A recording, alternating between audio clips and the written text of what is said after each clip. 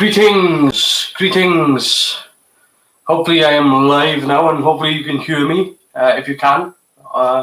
Welcome. It is Sunday, it is 8 p.m. and it's time to talk a little bit of Doctor Who.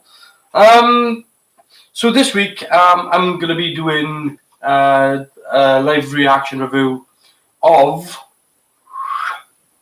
An Unearthly Child. So I'm going to be watching this live. If you want to join in, you can get it ready. I'm not going to be watching the pilot episode. I'm going to be watching the on the disc is classed as episode 1, which is it's still An Unearthly Child. It's just not the pilot version. It's the broadcast version, what they call the broadcast version. So I'm going to be doing that.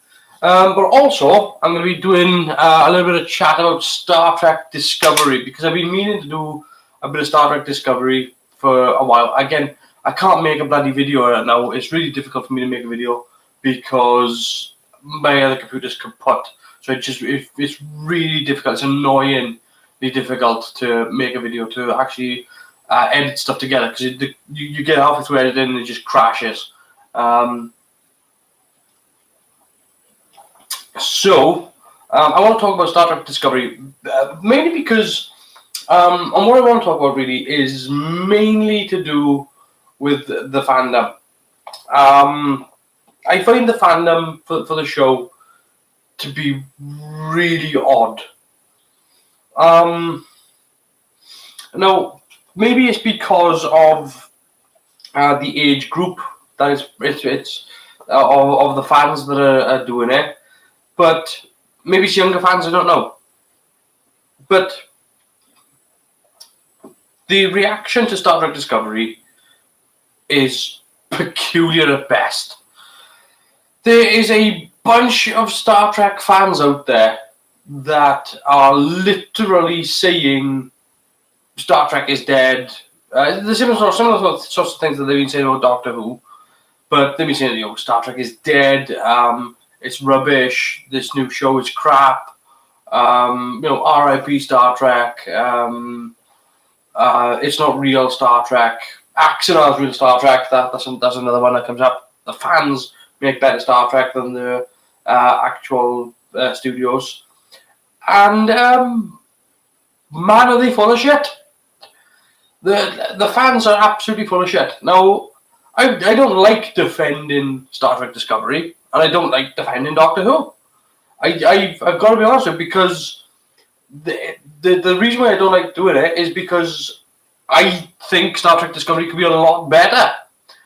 But I also think Doctor Who could be a lot better as well. But I find myself being an apologist for these shows based on the fact that there are so many people out there that take 50% of the data, cherry pick that, and then just simply ignore the rest. And the thing is, what I don't like with Star Trek Discovery is the sort of thing that they keep saying about Star Trek Discovery, and particularly when it comes to Axanar. And the reason why I don't like it is because Axanar is not what Star Trek is. It's what Star Trek used to be 30 years ago. People forget that Star Trek: The Next Generation is out of fucking date. Like it is. I'm sorry to tell you this, but it is. If you think Star Trek: The Next Generation is a modern show, you are an old fart. It's simply past it. It's past it. The other thing I want to say as well to that is that all the things that they're attributing to Star Trek Discovery, saying that it's not real Star Trek, that these guys are pretenders, that these are all things that people said about The Next Generation. The things that people are saying about Star Trek Discovery right now, people forget. People have really short memories. But they said exactly the same damn thing about Star Trek: The Next Generation in the first 2 seasons. And you can go back and watch the first 2 seasons, and you can actually see in Star Trek: The Next Generation where the tide turns. You can actively see it. You can see the first 2 seasons where things aren't particularly great, where they still try to push the Ferengi as the main villains, and things aren't really that strong. And then it gets to season 3, and then things start turning around. But it took 2 seasons, and that was not 2 seasons of 13 episodes. I think we're talking 44 episodes, I think, before Star Trek: The Next Generation turned it around. So I don't want to be an apologist for Star Trek Discovery, but you've got to give it a fair crack at the whip. Now, that being said, we're 2 episodes into the 2nd season, and I've got to be honest with you, it's starting to turn into a show that I can not watch. It's starting to turn into a show that I might think, you know what, I might leave it till the end of the season now and then binge watch the season, because I have no real compulsion to be the person that's there watching it as it comes out. It's not unmissable TV for me. The episode Brother, I've got to be honest, I can understand. If you're going to turn around and say Discovery's not really good Star Trek because it's cocking up around with the canon, I can go along with that. I can see your point of view there. And if you're going to say, it's not really the best written story, then I can join in on that one as well. But to turn around and say it's not real Star Trek is a lot of crap, quite honestly.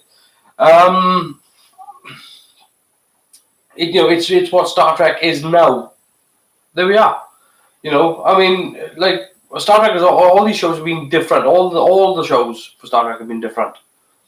Star Trek: The Next Generation was pretty much a remapping of the original series. The Deep Space Nine went really, quite honestly, after recently watching Deep Space Nine through in its entirety, I can honestly say it's the darkest of Star Trek shows. And then you've got Voyager then, which was really sort of the antithesis of that. And all of these shows are very, very different. And they look different as well. Star Trek Voyager in particular looks incredibly different to Deep Space Nine. And then, of course, you've got Enterprise then.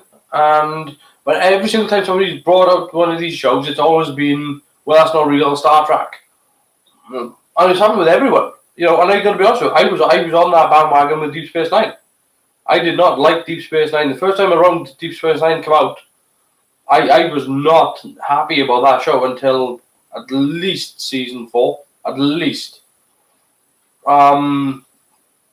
Season 5 was probably where I really sort of jumped on. And then with Voyager for me was really only grew good up until about season 5, and then it tailed off. Because then it all became about the Borg, and it was the Doctor and 7 and 9 stories. And nothing else. So, just to let you know as well, when I said I'm going to be watching An Unearthly Child, that's going to be happening in about 5 minutes. So, if you want to join in and you've got your video or DVD, whatever, and it's queued up, it'll be starting in about 5 minutes. So, but yeah, so let's round up where things are with Star Trek Discovery, and where I think the show has gone not necessarily wrong, but needs to improve.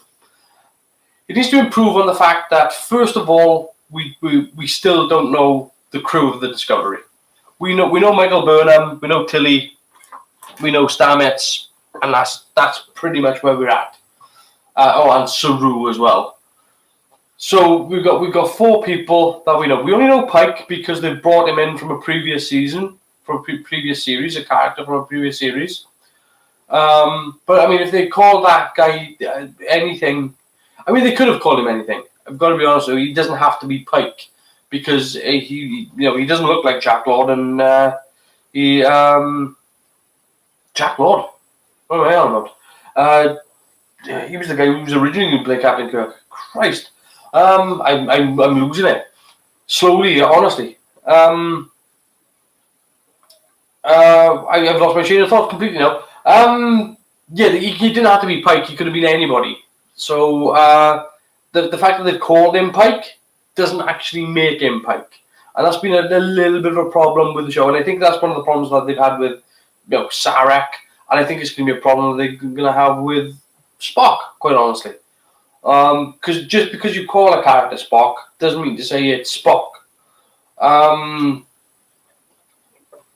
So we still these stories are still Michael Burnham centric, and aren't really about the Discovery or her crew. And I think this is going to have to tail off. I don't know how many seasons Discovery is going to have, but I think if they don't rectify it and make it more an ensemble and less about a single person, I think that they're going to struggle. I think that they need to pull it back and say, look, there's more than just Michael Burnham to these stories. And Michael Burnham has turned into a Mary Sue character. And there's nothing that woman can't do. I mean, if Michael Burnham and Rey from Star Wars had a fight, the universe would collapse. Because it wouldn't be able to cope. Neither one would win. So yeah, and then we had the episode then Eden, and I thought Eden was actually a step up from, or was it New Eden it was called, was it? And I also thought it was a step up from all the stuff that they've done. And you still get these people who compare it to the Orville and stuff like that. Just I will actually chime on a little bit something to that. I think they did. They were woken up by the Orville, actually, because the amount of people that were turning around and going, "This is really fun to watch." And again, that's been my problem with a lot of sci-fi. Is that sci-fi these days just isn't fun.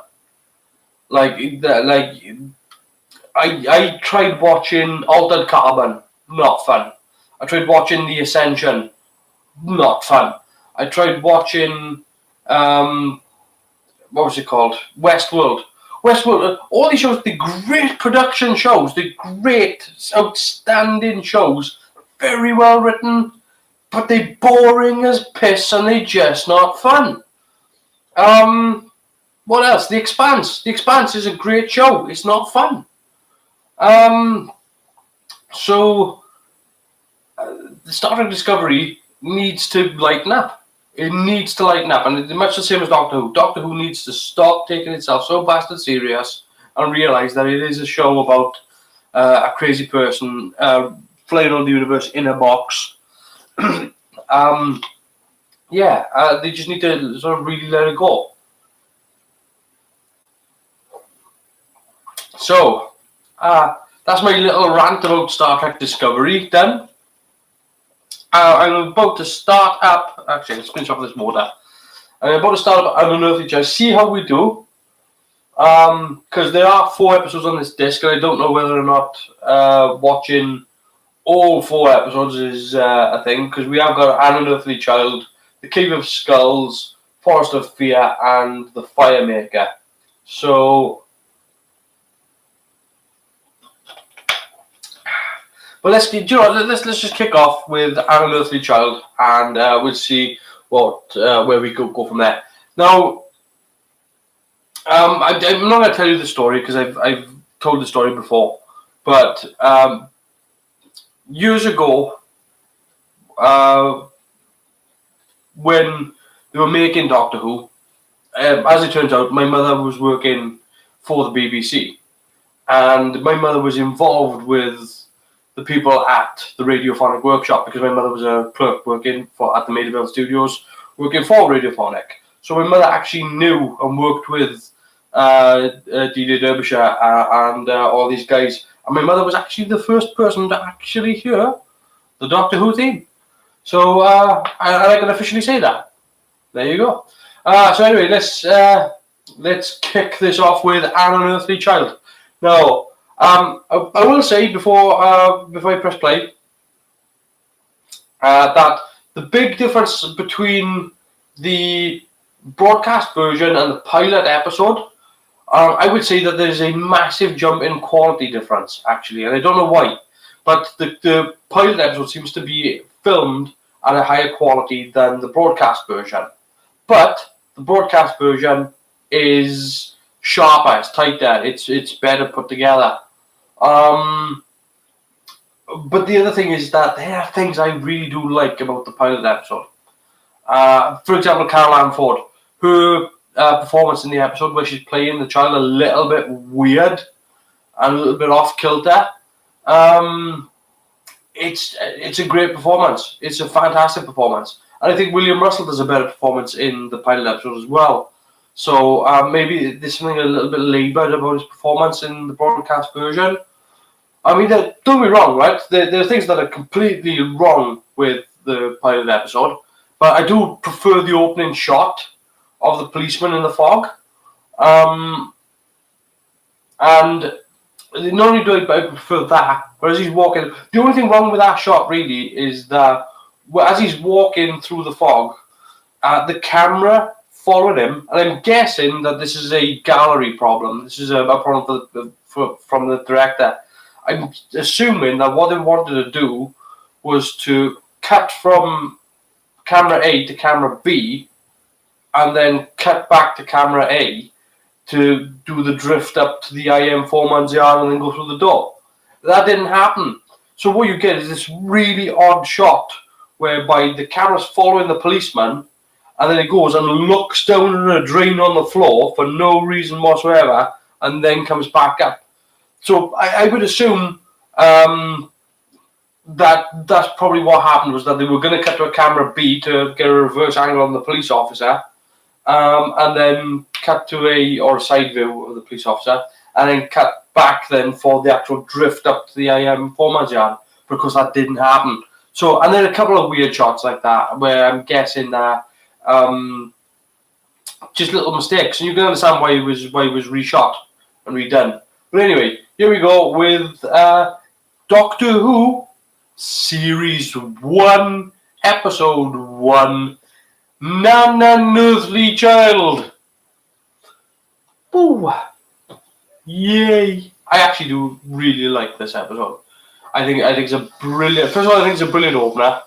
I do actually really, it's my second favourite Doctor Who music. My first one is still the Peter Howell theme. The Peter Howell theme just absolutely knocks it out of the park. And there's a guy on YouTube called Hardwire who does a Hardwire remix of the Peter Howell theme. And it is banging. So, there we go. The titles have just faded up now, and it comes to this copper who's flashing a torch and looking around, and there's a bit of steam and fog, and it's supposed to be mist, and they did that. You have to applaud these people who made this episode. You have no idea just how small that studio was. Studio D at Lime Grove was tiny. You could fit the entire Studio D into half of an Olympic swimming pool. So if you took an Olympic swimming pool, cut it in half, you could fit the entire Studio D into that pool, and you'd still have space to walk around. So the fact that they managed to cram, 8 sets into this? There she is. The TARDIS. The thing that they buggered up in Twice Upon a Time. Why they got that wrong, I don't know. How they got it wrong. I mean, I guess a lot of people, written by Anthony Corbin, I guess a lot of people wouldn't have known that they got that TARDIS wrong. But they did. So, yeah. No, that's an interesting shot that they do the crossfade between the public call box sign, pull to open, and then the Coal Hill School. That they just drift down here inside school, because I guess it's leading to sort of a bit of a curiosity. What is this? But I think if you were just a person going, why are they focusing on a police box? Yeah, it is a bit of a weird move. Here we have William Russell and Jacqueline Hill. William Russell, of course, was in Adventure in Space and Time. I think the other thing that I like about William Russell as well is that his Ian Chesterton has a certain amount of sort of Cary Grant charm to him. But he's also got a bit of action man to him as well. And in later episodes, people forget that in later episodes he is doing full on, fight scenes, swashbuckling fight scenes, and he's actually doing some pretty good, punch ups as well. He's one of those guys that will actually tack down. I doubt they would allow a companion to be as violent as Ian Chesterton.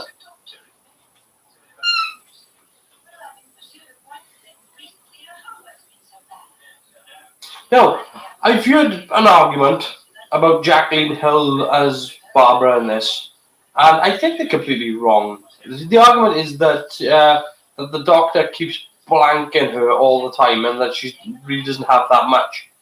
And I think that's more of a later episode thing. But Barbara is actually a pretty decent character in in terms of in terms of the time period that this was made. She's the instigator here in the person that is actually she's actually tempting Ian with let's go investigate Susan. So Ian probably wouldn't have done it unless Barbara said, "Look, this is a quandary and a curiosity, and let's investigate." Um, no, yeah. So in the pilot version, for some reason, the quality that you get off the camera in the pilot version is better than what you get in the broadcast version. It's a lot sharper, and if you compare the two side by side, you can see it's a lot sharper. Maybe it's a lens issue, I don't know. But I know that the cameras that they had at the time, they were on a changeover period, so the cameras that they were getting in were actually a lot better than these cameras. But they decided to stick with these cameras because it is what they had at Lime Grove. But yeah, they were actually switching the color at this point as well. So.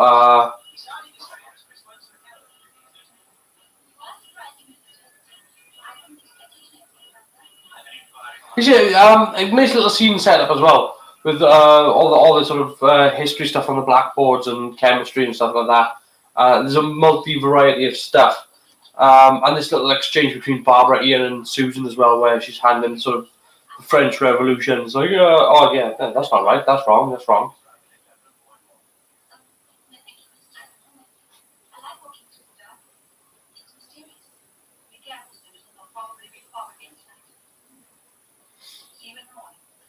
Yes, and the fact that they cut out the whole sort of when she's from is another good thing that I think and that was the right move as well.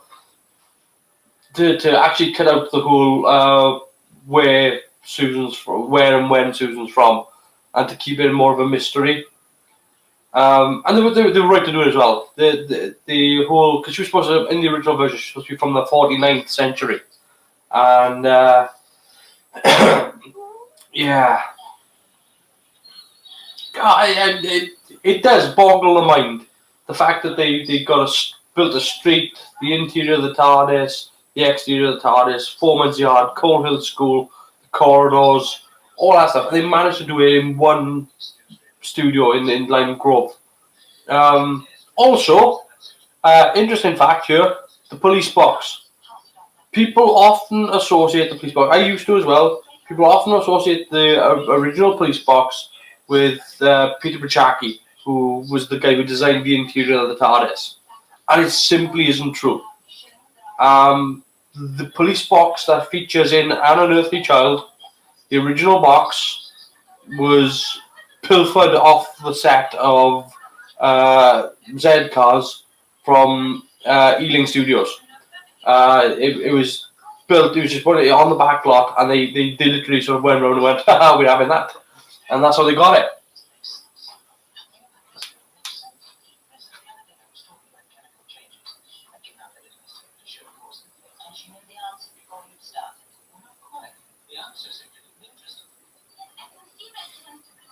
I see. This is sort of things that are missing out of Doctor Who these days.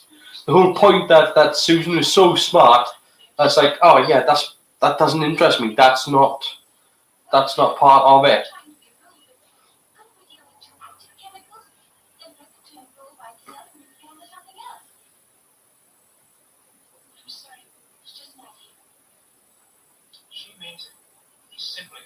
Yeah, everything's really, really simple for her.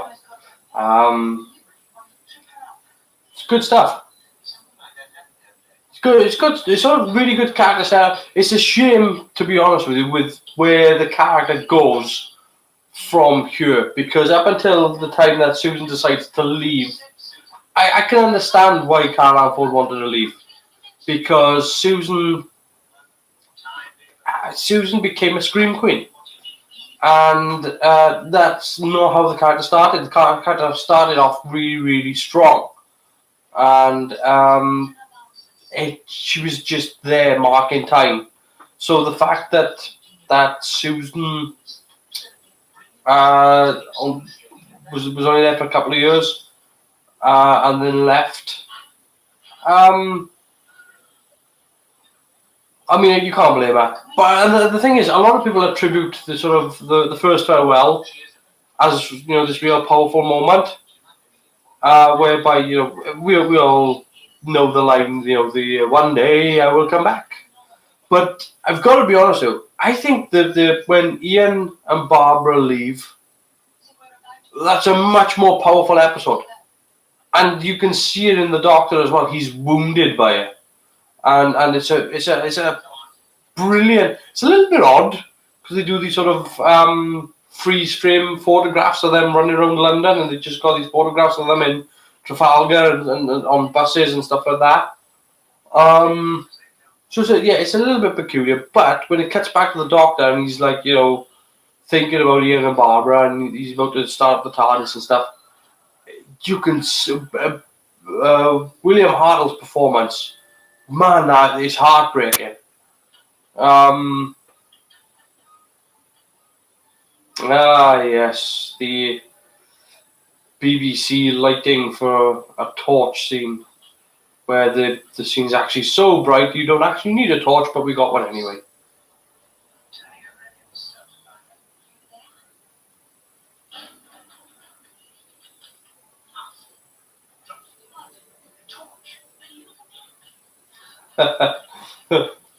I know why they filmed it this way, because they've got to film it this way because of if they were to be realistic with how they would do it these days, you wouldn't be able to see a damn thing, and the set and everything would be a complete waste of money.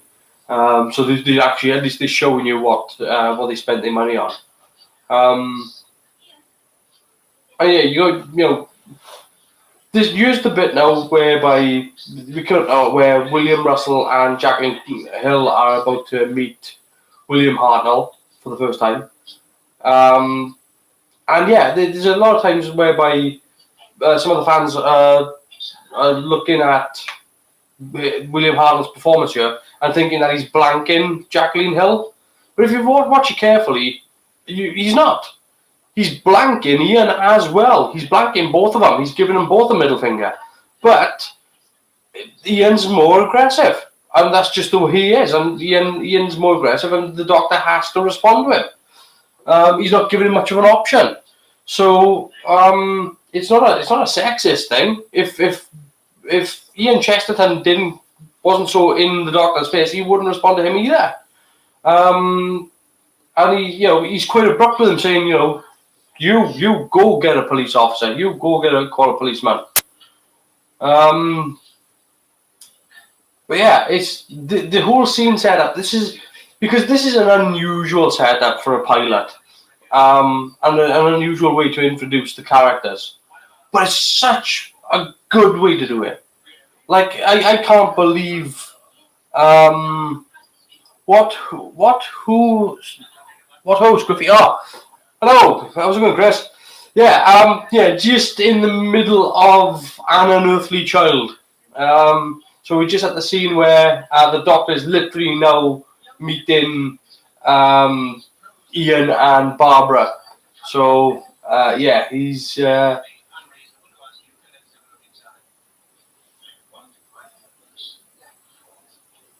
such a good performance.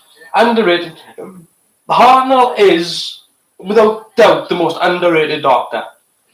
He unquestionably is. He's the one that gets overlooked the most, more than any. Um, I know he's the first, and I think more people have now, after seeing David Bradley act as William Hartnell and do in Twice Upon a Time, I think more people are aware of him. But I think a lot of people find sort of maybe him to be abrasive. But he is a cheeky little beggar of a doctor, and he does show up in later episodes. Like one of my favorite episodes of Hartnell's season is Space Museum, and the 2 episodes back to back there. Well, not 2 episodes, but there's about like 10 episodes back to back there, whereby it's the Space Museum followed by the chase, and cracking Hartnell episodes, just absolutely cracking. Now, see, he is responding to Barbara, but he's blanking them both. He's there picking up and looking up an ornament and just, yeah, you crack on, what are you doing? He's ignoring them both when he has the opportunity. But Ian is far more aggressive. What we got here? The original, you might say, although Richard Hurndall said that. Yeah, well, I mean, yes, he did. Yeah, you're right. Yeah, he did. Yeah, in the Five Doctors. Yeah, but he kept eating pies and pasties. What the hell was that about? I hardly ever saw the Doctor eating stuff. I don't think you ever really see the Doctor eat at all. I mean, aside from fish fingers and custard, I can't think of a Doctor Who food. I can't think of Jelly Babies, obviously, but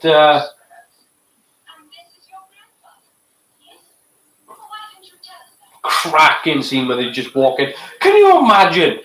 Try to imagine now that you've never seen Doctor Who before. They've walked in through the TARDIS doors and then into this set, and you've got like boom.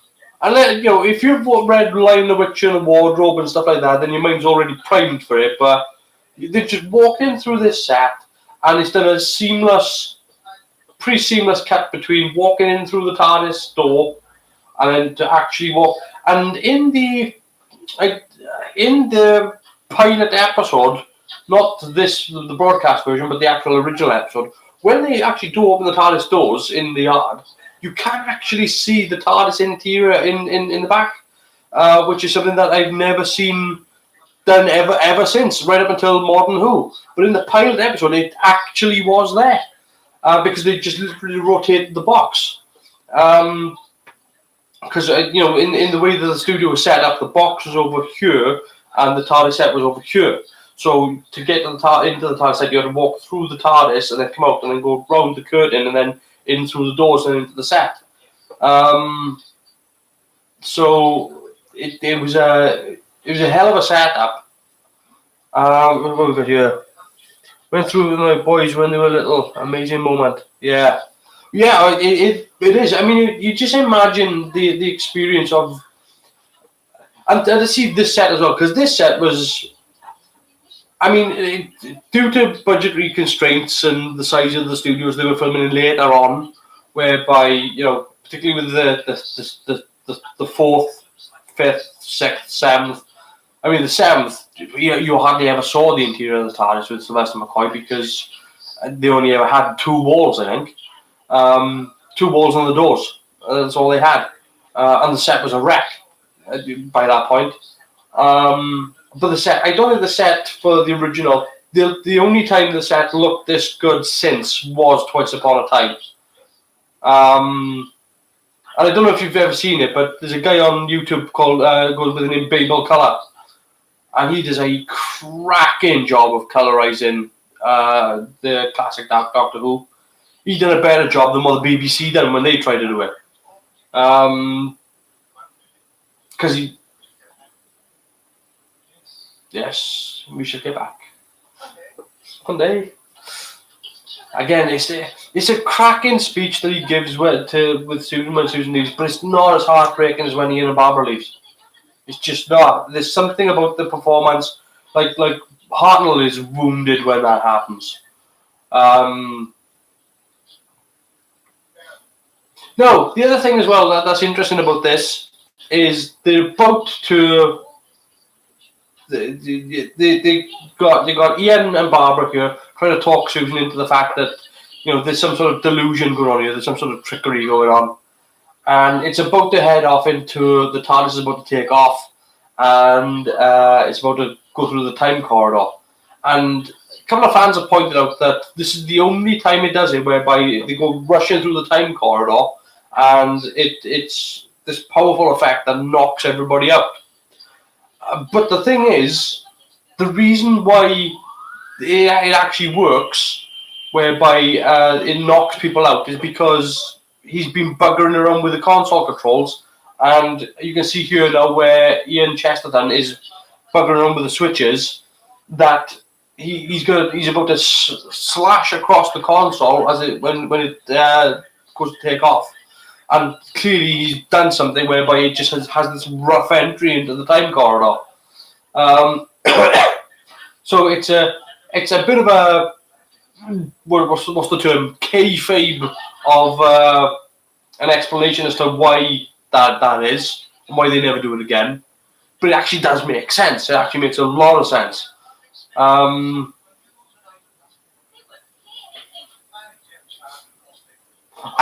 The other thing that I find that they've done well with Twice Upon a Time is to point out the fact that the Doctor still learns. That the Doctor, further into the future, has more knowledge than this Doctor. Because, yes, all the Doctors are intelligent, but the more the Doctor learns, the more the Doctor knows. It's not just a hindsight thing. The Doctor still, is learning about the universe. Yeah, I was assumed Ian dropped the ball. Actually, yeah, he did. Yeah, absolutely did. He's about this. He's Hartnell's switching around the controls, and Susan's pulling it on him there, and click, and Ian, there he goes.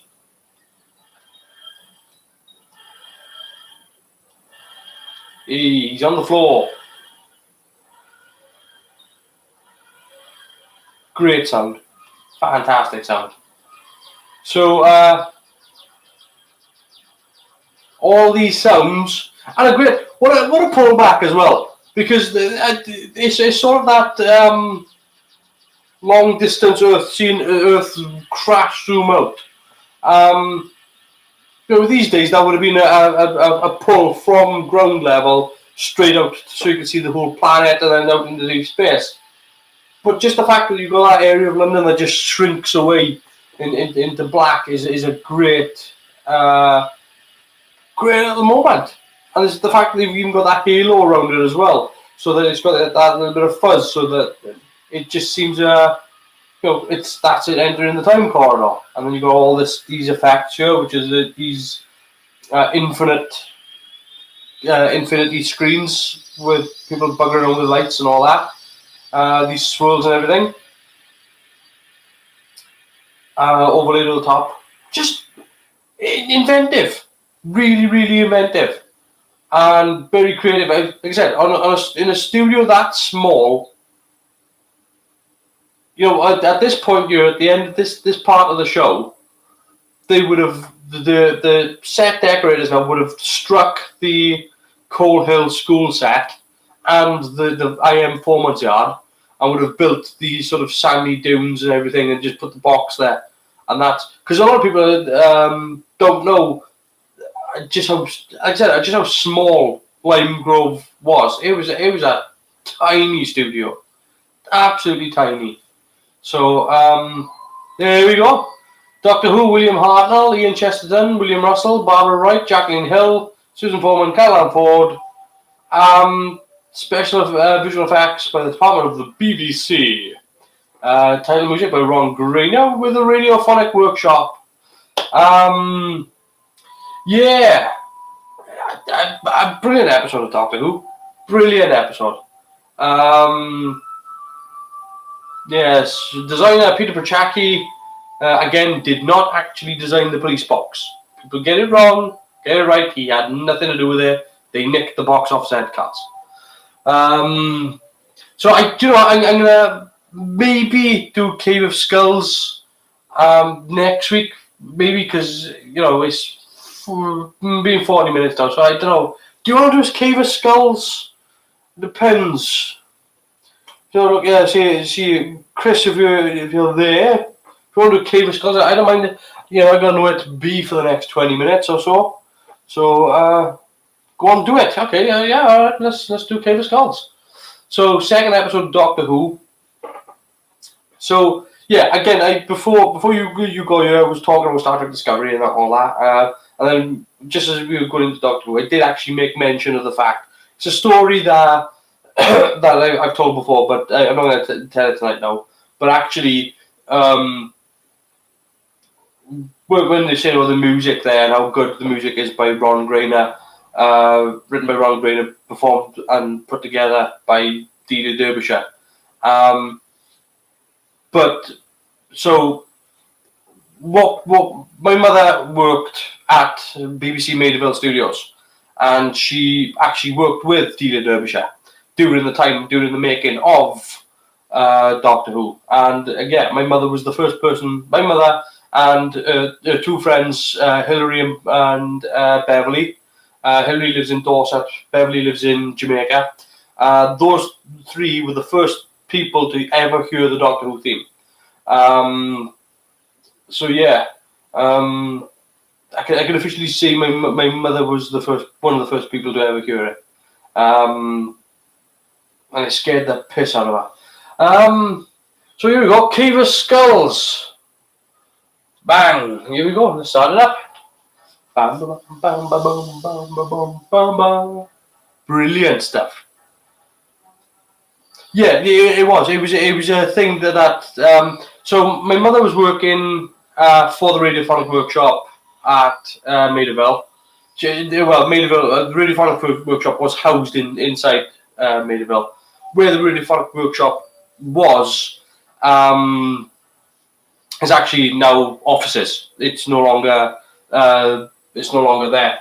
But my mother actually was in the office opposite what would have been the radiophonic workshop, and she was working with those people there. She also worked with the Beatles and people like that as well. Cliff Richard, all those sorts of people, all the people that were big in the 60s and that were into sort of doing live recordings at Maidaville and people like that.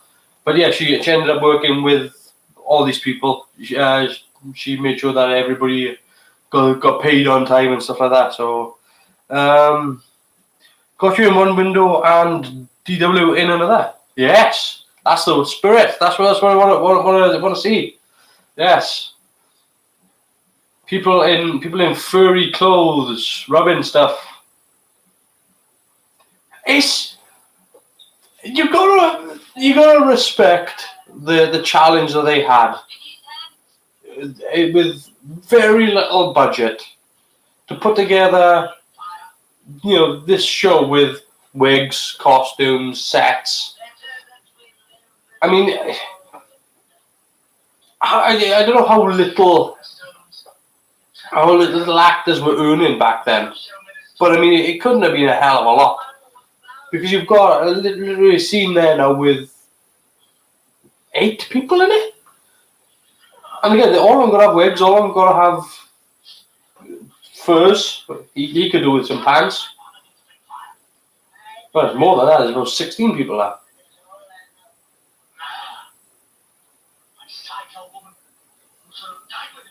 I'm not keen on the dialogue. The dialogues are too articulate.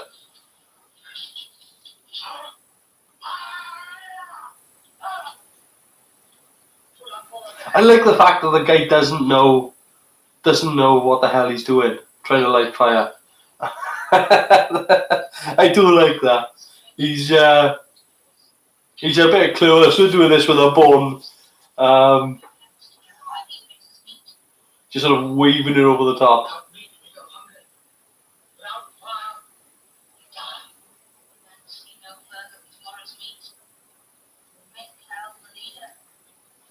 I like the fact as well that the characters here are sort of showing the exposition is dealing with how severe the situation is, and they get it, and it's in very, very short beats. It's within sort of 20 seconds they've covered the necessity for fire, the necessity for food, the sparseness and the desperation in the situation, and literally it's been within a minute of these two characters talking.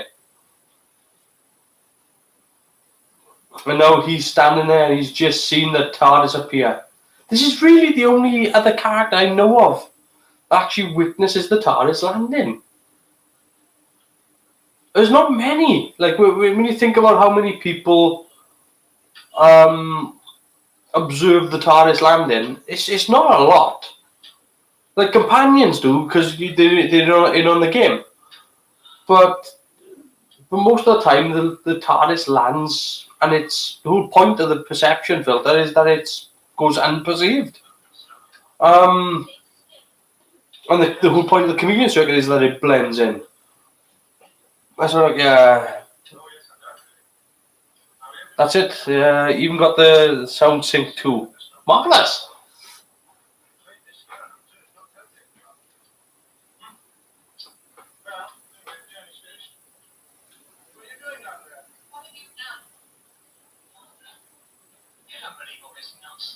The fact that Ian is still on the floor.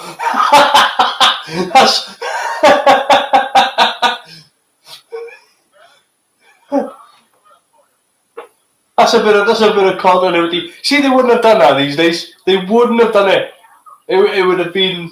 They would have started off the next episode, and it would have been a day later, a week later. So, but this literally picks up from get off the floor.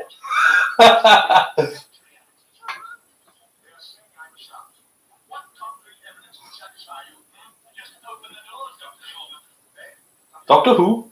Yes. You gotta respect William Hartnell here, because like the guy had all the stuff that we take for granted: Time Lords, Two Hearts, regeneration. None of that exists at this point. None of it. He's playing this guy as this mystery man. It's a great little performance.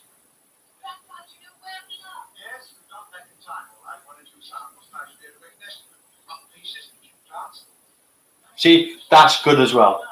The fact that he's assessing the situation. That oh yeah, this is how we find out where we are. This is how we do it. I can make an assessment. I can make a geological survey. I can carry out core sampling. I can do all sorts of stuff like that. This is. He's using scientific terminology, even if half of what he's saying is nonsense. He's using enough science jiggery-pokery to get away with it.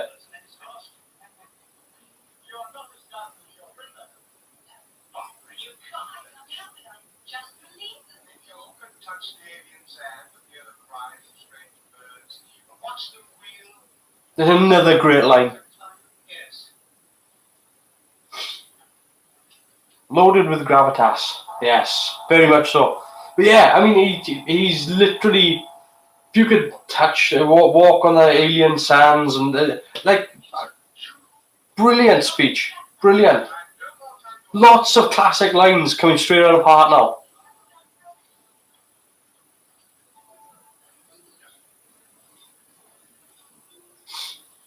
Okay, so if you look out through the doors there now, you can see the sands, and again, it's something that they stopped doing after sort of this series. You just went to blacks, but you can see now that you can see out through the doors there, and you can see all the sand and everything. Well, that's actually not where the actual set. Literally, the curtain is, I want to say, from here to my door away. It's really not that far. So then they actually could leave the box here, and this is now on the other side of the studio. So the TARDIS, where the TARDIS, so the TARDIS set is here. It was, the curtain is here, and now the police box itself, the prop, is now over in this corner, and they're now looking back this way. So the cameras, instead of filming over here, have come out and turned and are now looking that way. So great use, and they're looking at the corner of the studio. So they go and shooting across the sort of the diamond of the studio to get as much space as possible. Just clever thinking, clever stuff. Good planning. It's a shame they didn't go on location. I understand why they didn't, because obviously money, budget. But I can't believe it would have just looked so much better. You know, I mean, not that it looks bad at all, because in black and white they can get away with a lot more in black and white because you're dealing with the gradient. But yes, it's a bone. Have you ever seen anything like it? Yes, it's a bone. Like how David Copperfield vanishes the Eiffel Tower. I mean, there were only 2 camera plug-in points in Lime Grove. There was the ones underneath the gallery, and there were ones facing side on. So if you imagine this, if you look at the studio like this, the plug-in points are here and here. So you have to move the cameras, and like having worked as a cameraman, there are things that you can't do with cameras.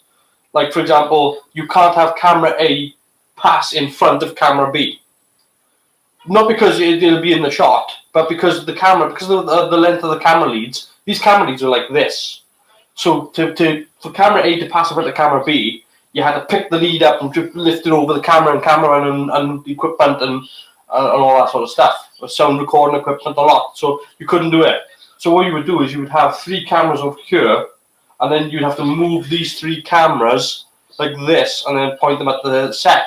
That's why seeing these shows, the way that they filmed, is really impressive. I mean, they had more. They had I think they had 6 cameras, I think. But it's really clever, and this is why the old directors, I think, are far better at doing shows than new directors, because they literally were so restricted that they had to think and plan A, B, C, D, E, F.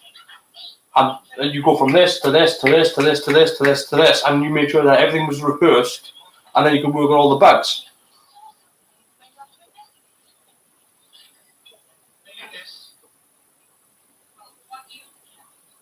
It's a hat. The doctor's hat.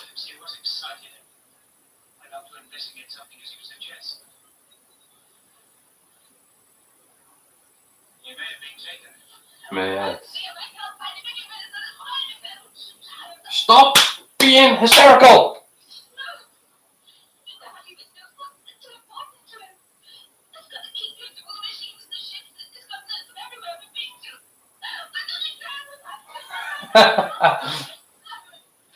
Her character literally disintegrates throughout the show, though. Oh, such a shame. Like, I like the character of Susan, but she literally goes from being this really, really smart, clever child to... And she's probably the really smart, clever child that nobody dislikes. Like, nobody liked Adric. Nobody liked Will Wheaton. Well, Wesley Crusher. I think people liked Susan. It's just she just went from being this really smart, clever child that was curious about the world to being this hysterical scream queen. And it's imagine if that book had a TARDIS design. Spoilers.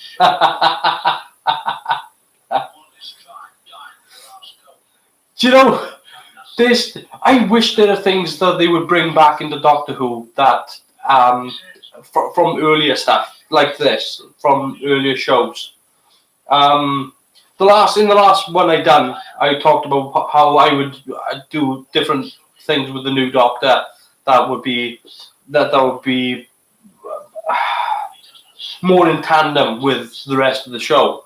Because I think that they think that they leave in the other show the rest of Doctor Who behind because they're doing their own thing, and they have got to do their own thing.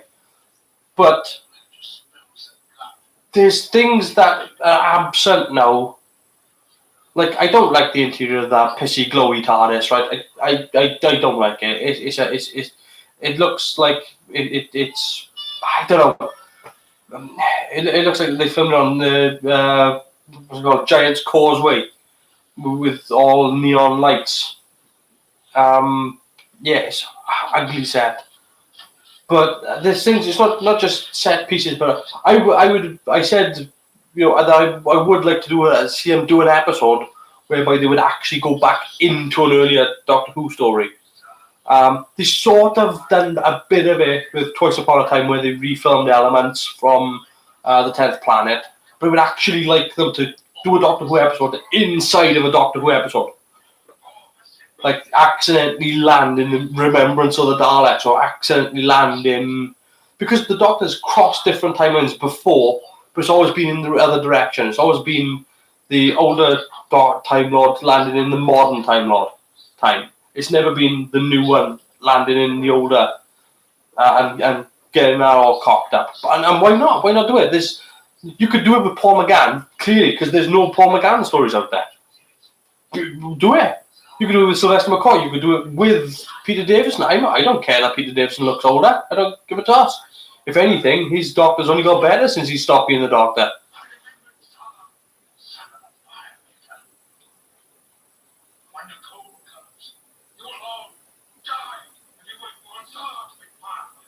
Yes.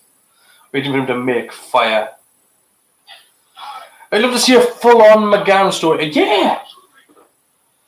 I mean, talk about the one that's been, is that the bed short she did the most, it's him.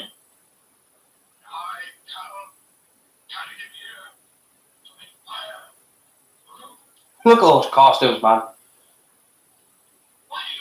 All raggedy cavemen, all those furs that they wear. Like, I don't want to rag on the production, but they're all spotlessly clean.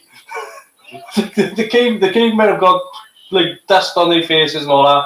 But all the costumes they're scruffed up, but they're no more scruffy than you'd expect to find Chewbacca. But they are clean. I was hoping he was coming back before they announced Eccleston. Do you know? I'm amazed they haven't done an animated series because you can't have Doctor Who on all the time, right? So because it costs too much to have the entire show in production all the time. But given that they've got the animation department that does the episodes on the DVDs, there's no reason why you couldn't have an animated Doctor Who show. There's absolutely no reason. Do the 8th Doctor animated stories. Do the missing episodes animated stories. I would definitely, during the down season of Doctor Who, I would remake the missing episodes. They've got David Bradley, they've got the original sets, they've got the original costumes and the scripts. Like, it's right there. I mean, animate some Big Finish stories. Yeah, exactly. They've already got. I mean, they might need some re-editing and stuff like that, but it wouldn't be difficult. And with rendering and stuff like that. I mean, I work with CGI all the time and VFX. It wouldn't take a lot of people a lot of time to do all the sort of space shots, TARDIS shots, things like that. It would take you.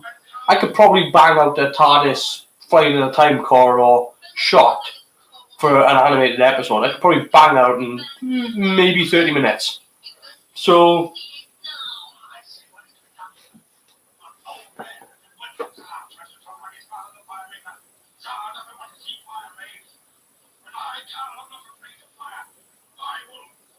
Hell of a nose on that guy, innit? Like, seriously, like, he cuts a striking profile.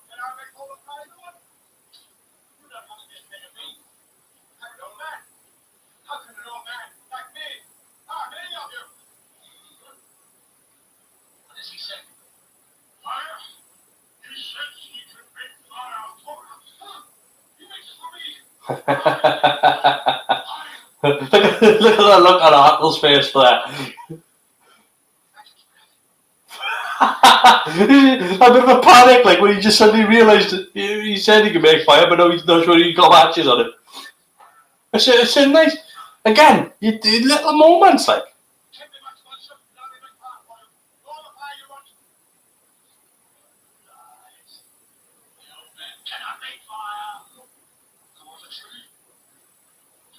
I wish they'd done something with the dialogue for the caveman. Not be so articulate, just to be a little bit more laboured. Because again, you're looking at it from, I know it's a 1960s thing and they do it for kids and sort of stuff like that. But even from a 1960s point of view, when you look back to sort of, if you look back at sort of more Shakespearean speak, if they'd gone sort of Shakespearean speak and then dumbed it down, I think it would have worked incredibly well. But, you know, it was a 1960s kids TV show and they were doing the best that they could to make the story. And it does work.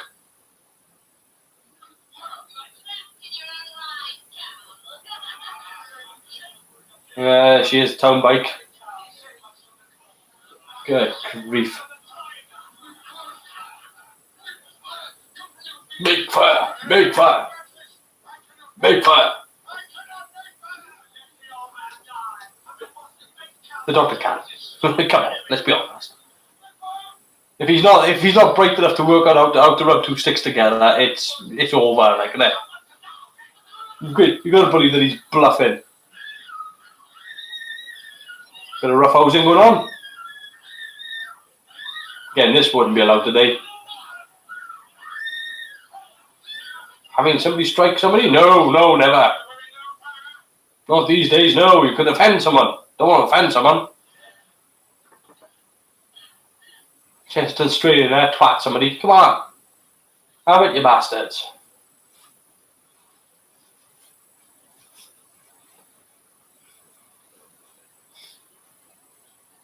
It would, yes. Today you would be away with the Sonic instant nuclear reactor. Yeah, exactly. But I mean, it's good that they got these little complications in these stories. That the Doctor was literally like that moment, he's feeling around for himself and he's like, oh yeah, have I got matches? Have I got... And it's that realization of, no, they're in the TARDIS. It's like, crap. Like, I'm pretty sure they could have gone down the whole rub two sticks together bit. But yeah, it's nice little complications. And then you've got the infighting here between Cal and Christ. What's his name? It's gone, blank, never mind. But the fact that they've introduced a dynamic 22 minutes into a show, and we've got a dynamic between different sects of a group of people we've literally just met. It's good writing. It's good.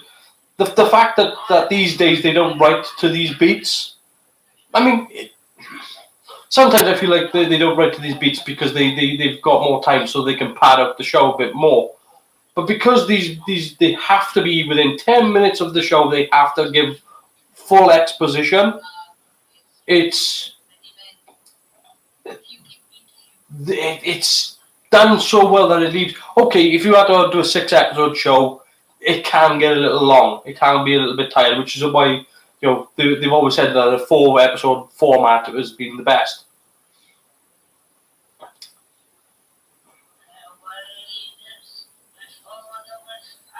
It does make you realise what's been lost, because again, you would have your 5-minute setup, 10 minutes in, full exposition done, 15 minutes into the episode, you're already on the downslope of where things start going wrong. 20 minutes into the episode, you are either set up to the cliffhanger or into the final wrap-up. And if you're doing a 4-episode show, then you do all those in each of those episodes, plus you do the thread in those episodes. So episode 3 is really where it all goes to hell, and episode 4 is the survival. You know. So episode 1 is the setup, episode 2 is the downhill, episode 3 goes to hell, episode 4 is the savior. When it goes to 6 episodes, that's when it gets a little bit too much. I think the only time it really pays off is when they've done the 10-episode War Games, which a lot of people think is a mammoth episode, and it is, but it's worth it. I mean, some things get repeated in War Games, but it doesn't matter, because it makes sense in the narrative. And if it makes sense, I'm okay with it.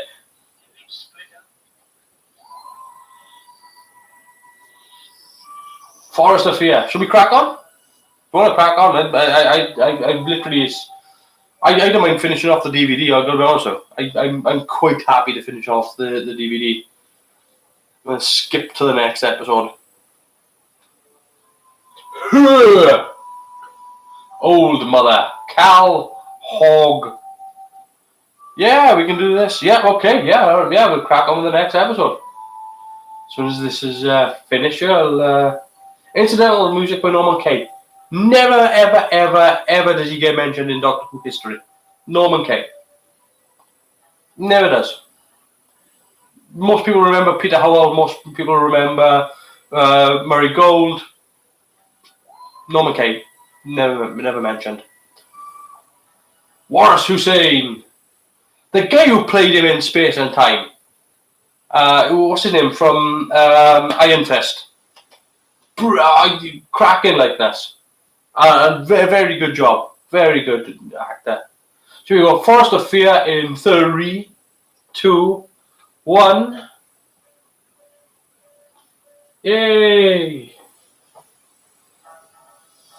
So just in Cave of Skulls, and they're doing Forest of Fear. So now they've gone from building the sets on a small stage. Now bear in mind, this is how small Lime Grove was. It was 20 meters by 25. You couldn't have anything within a meter of the walls. So you've already lost 2 meters. So you've lost a meter from that side, and a meter from this side, and a meter from that side, and a meter from that side. So they've now gone from building a scrapyard, building caves, they're now about to do a forest in a studio this size. And I know they're doing it over the course of 3 weeks here, but still. Oh, look how realistic that skull is.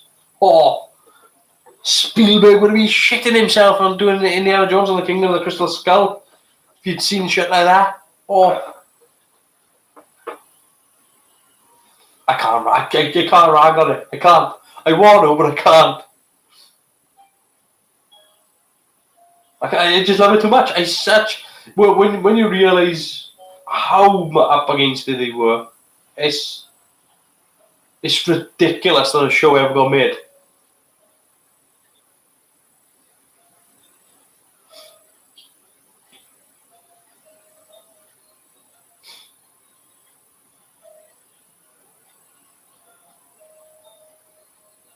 The other thing as well, they've got this scene here with all the extras lying down, and this person's just picked up the old woman has just picked up the sharp flint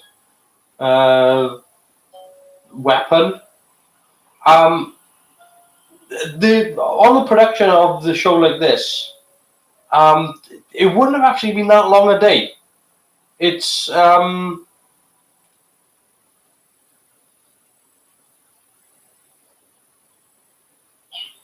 I think I'm the only person that I know likes Indy 4. I think Indiana Jones 4 cocked it up though when it went alien. If it had stayed along the lines of going more supernatural, I think it would have been a better film. Because I know the original plot to Indiana Jones 4 was actually the hunt for Excalibur. And then it all changed then.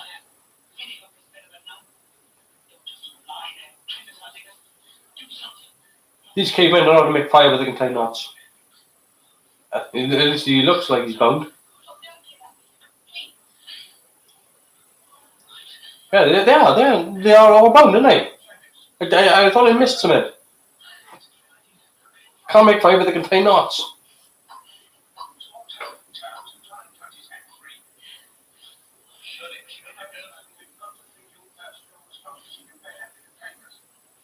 Yeah, you can all just pick each other's knots. Come on.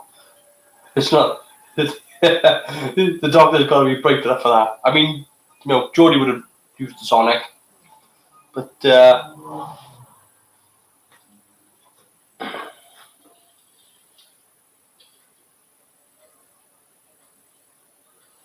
now again, you've got the exterior of the set there, and the interior, not even close to each other. Not even slightly.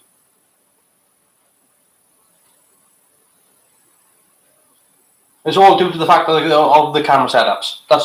They actually structured the studio and the setup for the scenes around the best way to use the cameras. And that's what was so genius about the way they did these shows. They all fell along this sort of basic principle of sort of ABC sets, but it's so clever. Like the fact that you're able to go right, I mean, strike these sets, put the new ones here, keep the old one there, put that one there, that one there, and you can get all this to work.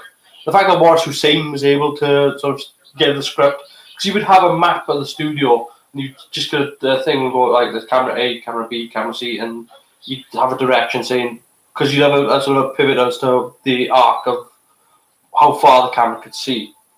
And normally, if the camera could see too far, they would just drop a black cloth in. I think there's a black cloth but there actually on the left hand side.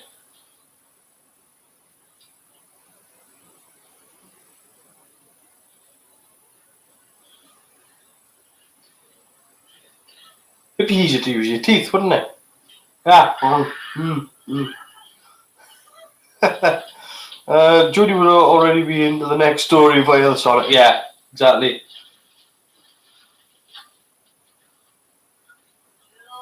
I don't know though if she'd be able to use it because you wouldn't be able to strike that pose.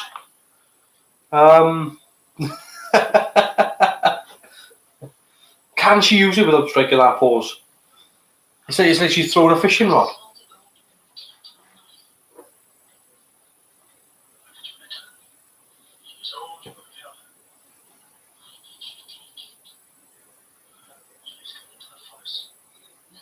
Ooh.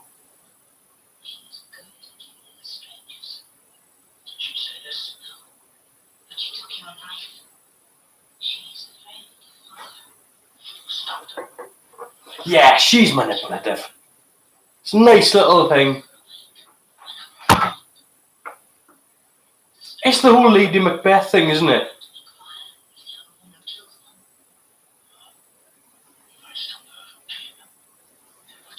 And that's what's good with these stories, is that it is a Lady Macbeth element to the story, whereby it's not his madness, it's her that's driving. Doctor, can you get us out of here? No, but I've what? Caught a stickleback. Yeah, exactly. Yeah.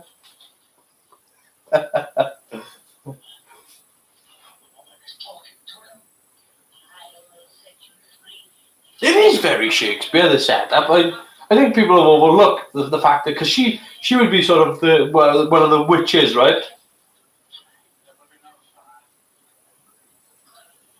Babble, babble, toil and trouble.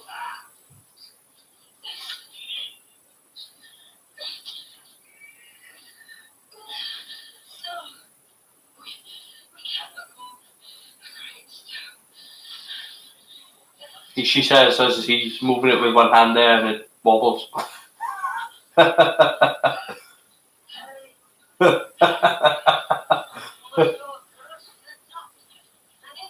You could have had a guy on the floor just holding it, right? Couldn't he?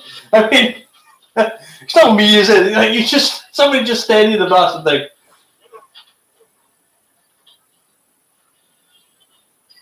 I would have loved to have seen what that set would have looked like, lit properly and in color. You know, because you know it's not a bad set. Yeah, that would have not be allowed today. Christ on a bike! Can you imagine? What's he doing? He's punching a woman, an old woman of that.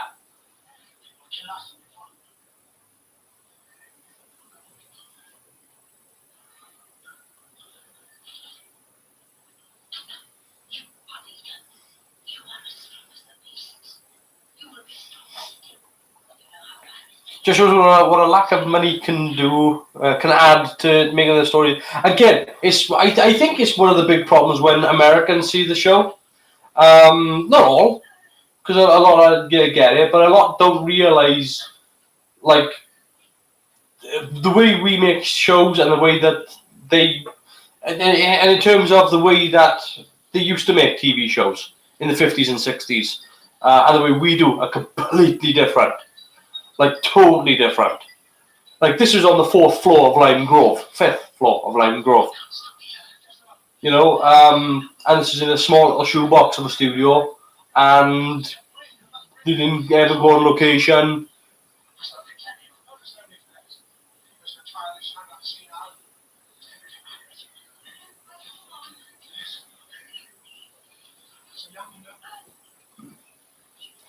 Yes.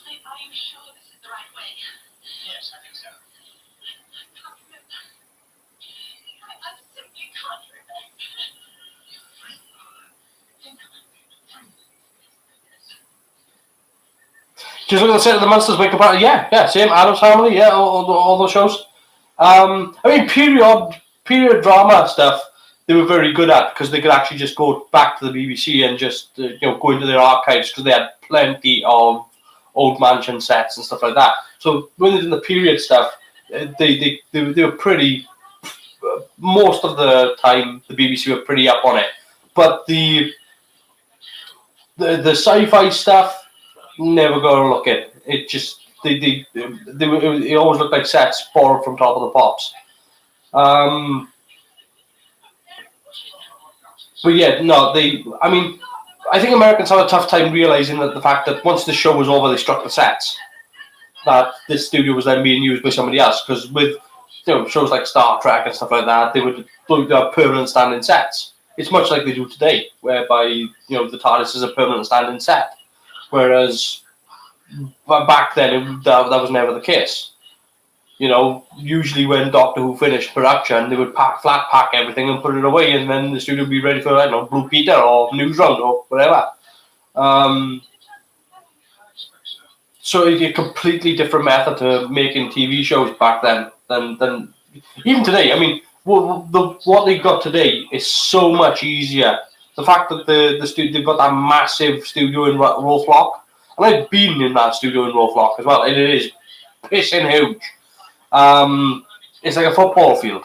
I wasn't supposed to be in there. I accidentally drove in there in my car. True story. I was actually driving down to the bay in Cardiff, and there's 2 roundabouts, and one roundabout says go around the roundabout to the docks, and I went around the roundabout and went to the left, and I went hit the second roundabout, and there's the sign saying docks that way. Well, I just come from there. I knew they weren't there. So I took a left, and there's this lorry in front of me, and this lorry goes through the set of gates. And I'm right behind the lorry, and I follow the lorry through. And I'm driving down, and I can see the security guards all like, good. And I literally drove down, and the lorry, I just followed the lorry. And the next thing you know, I'm driving into Rothlock Studio.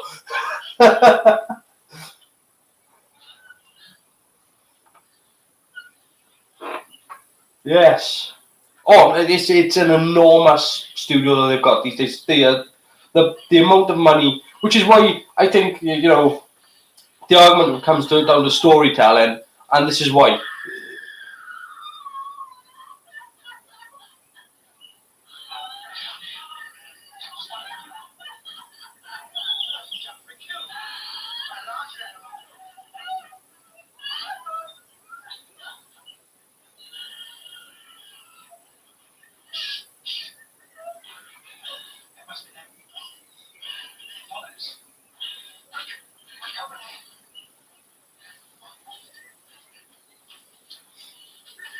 See, now Barbara's the character that gets stronger as this season goes on. She gets a lot stronger, particularly by Space Museum.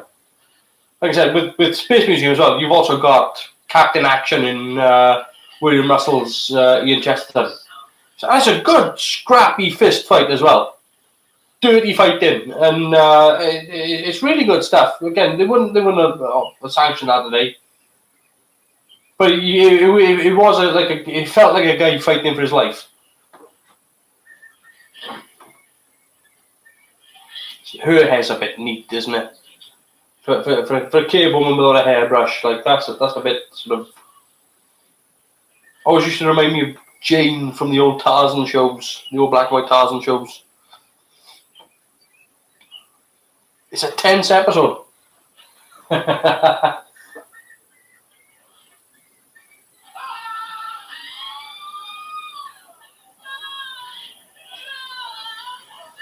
I like that.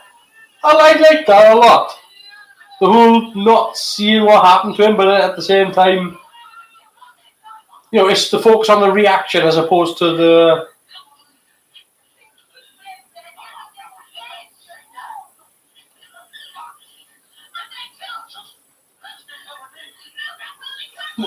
Well, you stop on it.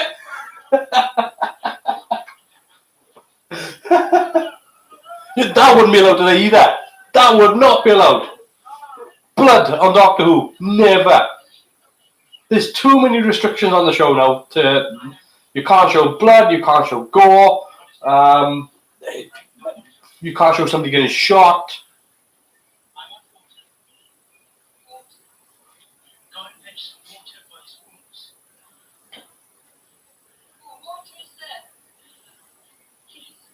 No smoking, yeah.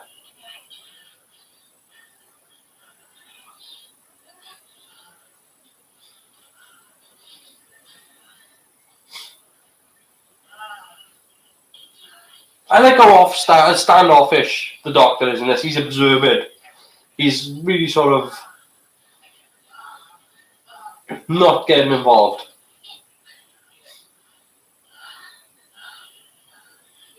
It's character progression. Because later on in the episodes after, I think it's sort of after the Daleks, is where the Doctor starts taking much more of an interest in the world around. Because at this point, it's more like he's on the run from his people, and I think he actually does say that.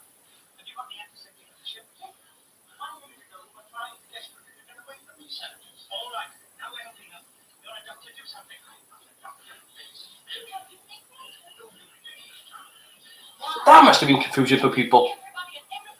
He's a doctor, but he doesn't treat people. Because obviously, there are multiple versions of Doctor. He's.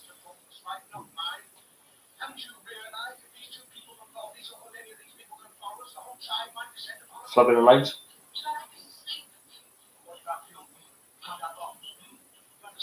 Again, Christ, can you imagine having that today? You can't. If you screw up your lines, you can't redo it.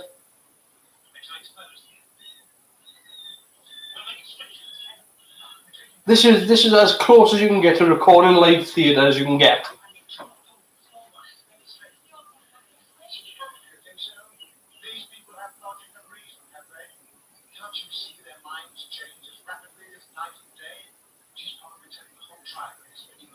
Hey.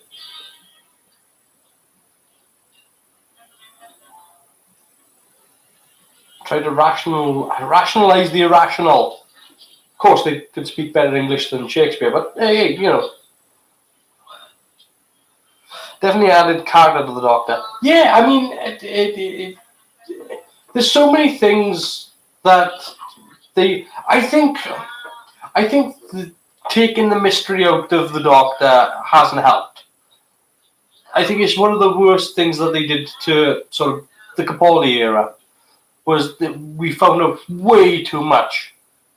Like, way too much. We knew the house he grew up in, we knew the not necessarily the stuff from, it kind of started with the 50th anniversary, but it was a case of, we just knew too much about his family, about It was just.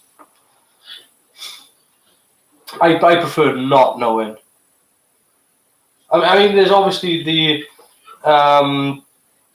whole idea behind where the Doctor has come from now, and I'm kind of like, yeah, I can understand it, because the whole idea is that he's a reincarnation of one of the principal Time Lords, one of the most powerful.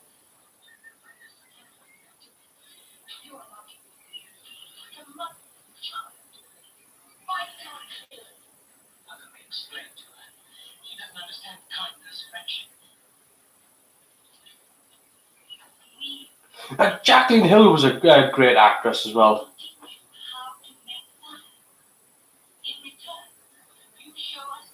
She's working with really limited material, and she is acting her ass off in this. She's trying everything she can to make this material look like it means something. I mean, not mean that the material doesn't mean anything. I mean, like try to sort of she tries to make it as believable as she could possibly make it, even though again the character she's talking to is quite well presented, quite neat, and talks perfect English. So Jacqueline Hill is really working hard to make it work. From 10 onwards, he became a bit Marvel, if you know what I mean. Well, I mean, it's owned by Marvel, isn't it? In comic books terms. But is it Marvel? Yeah, it is. It's Marvel. Marvel owns Doctor Who.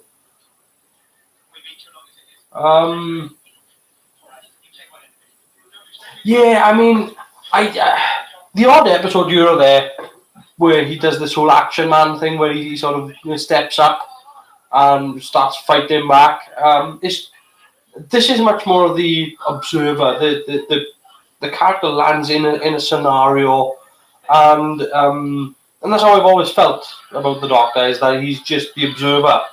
He just witnesses these events and helps where he can. Whereas with 10 became proactive, and then by the time you got through, like with Matt Smith and A Good Man Goes to War and all that stuff, it was like, yeah, maybe they were trying to set it up for the 50th anniversary in the Time War. But having the Doctor be much more proactive and having him be this famous name throughout the galaxy, throughout the universe and time and history and everything, it's a bit much. Like, the whole point of the TARDIS is that he stays anonymous. The whole point of the TARDIS being, this odd-looking box that just drifts into the background. Perception field. The whole point of his name being Doctor Who, that he's a mystery. It doesn't make sense that this thing that's shrouded in mystery wants to be at the front end of the action.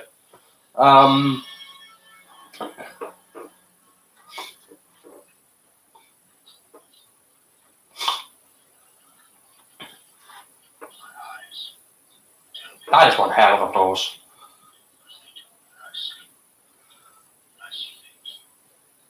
The Daleks should know him, and that's it. Well, the Cybermen do as well. I mean, the Cybermen had the have faced the Doctor multiple times, but I mean, the fact that the Daleks refer to the Doctor as the enemy of the Daleks in the older shows.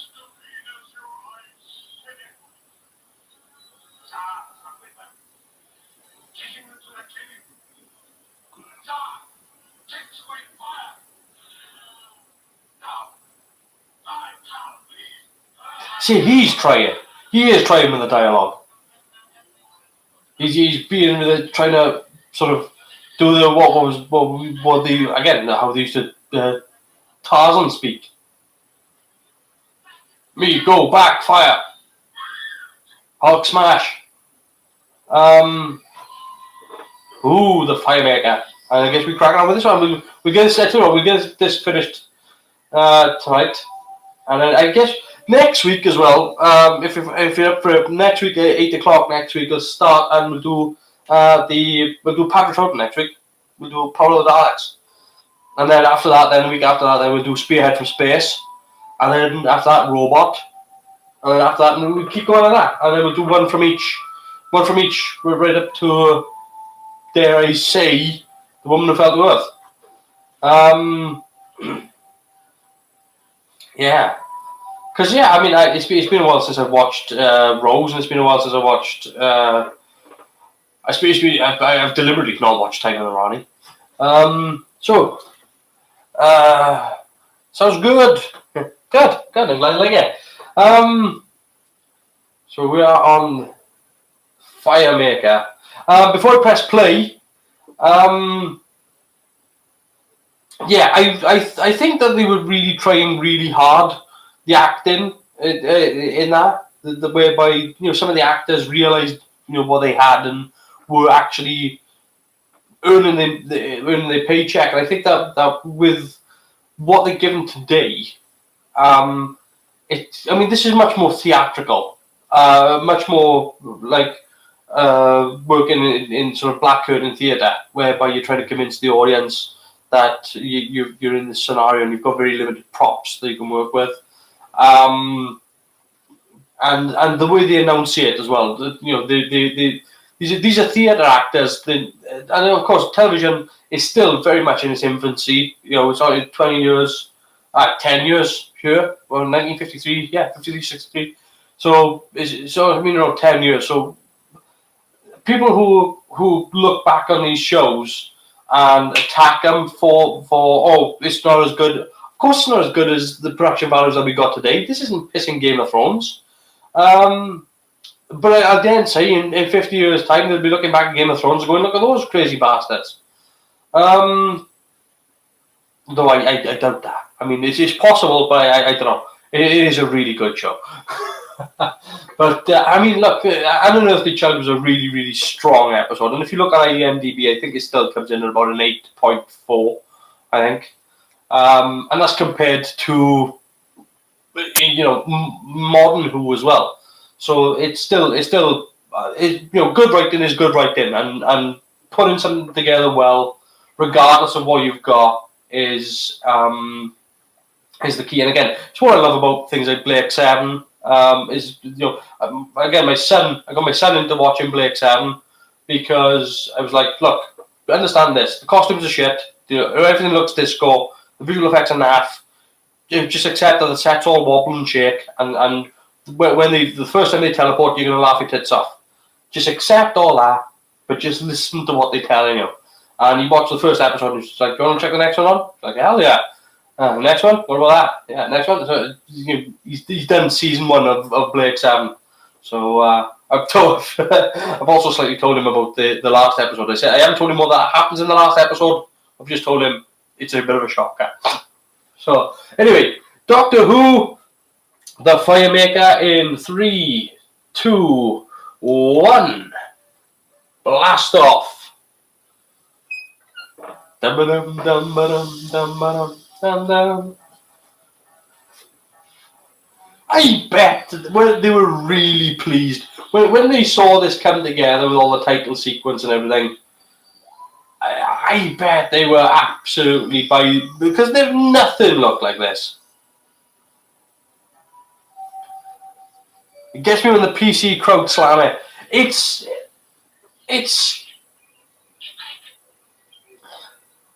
get back.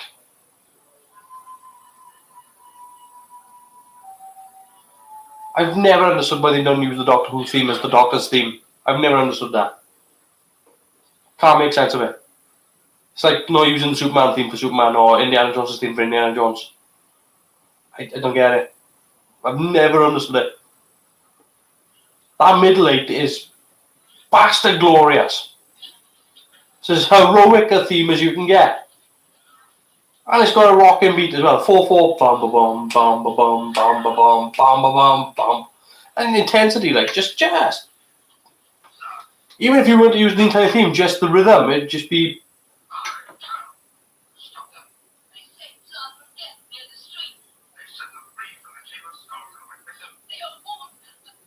Yeah, she's lost her 2 front teeth since the last episode.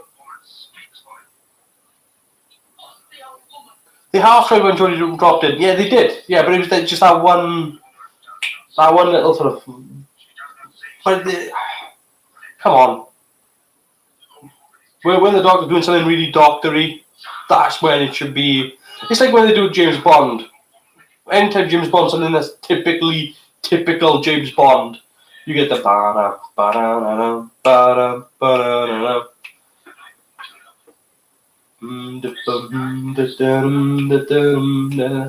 you know it's gonna, and it's a musical cue that sets up.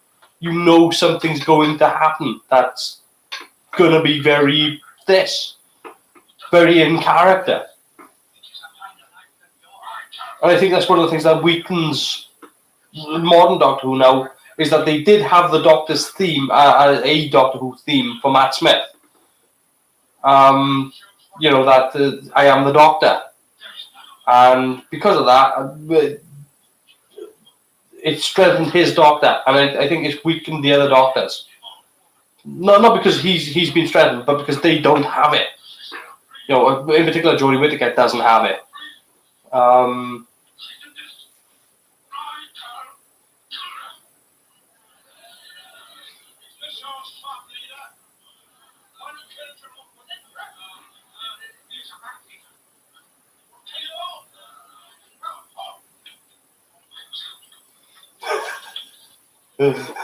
Just go along with it quick. You just imagine Ian's just standing going, what is this mad bastard doing?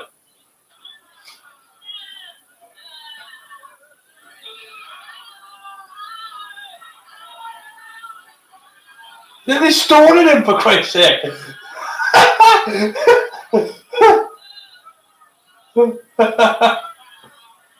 Right, who's through that?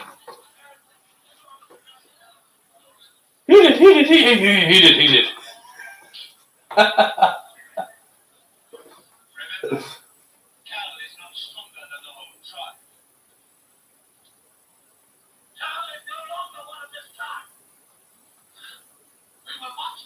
See, what a nice little moment for that. He switched from the William Russell and the actor within there. They racked focus to the reaction of the people behind, and then racked focus back to the people in front. This was stuff that wasn't normally done.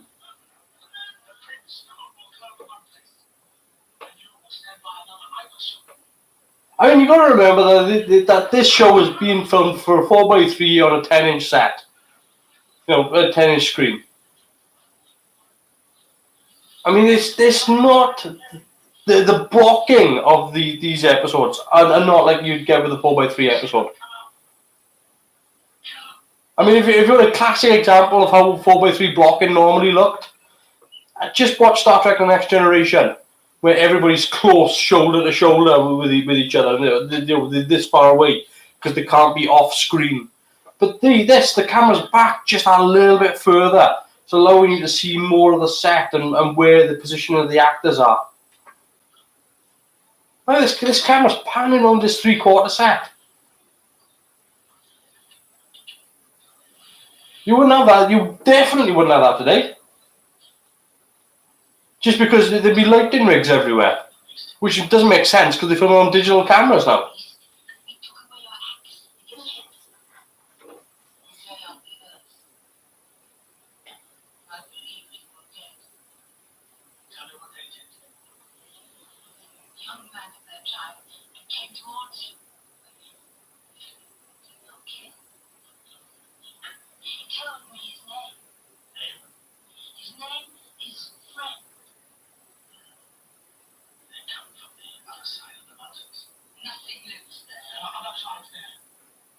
It's nice stuff here.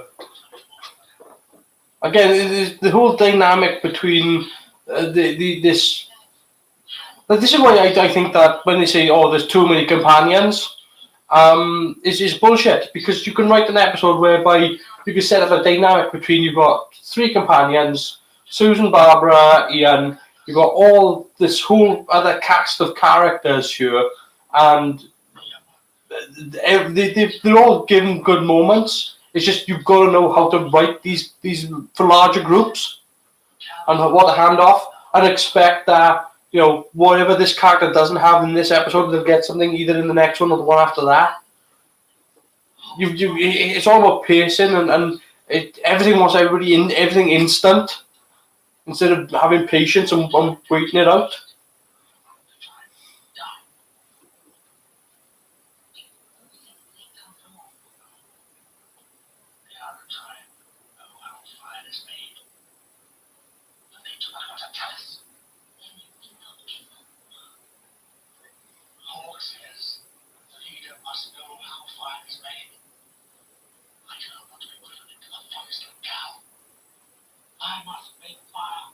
Nice little push over there, really tight on him as he's giving his sort of like his motivations.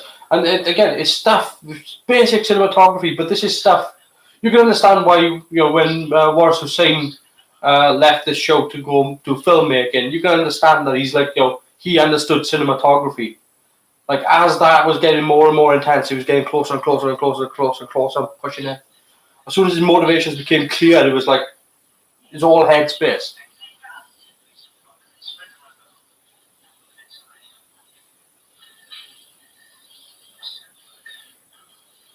And he ends the bright one there.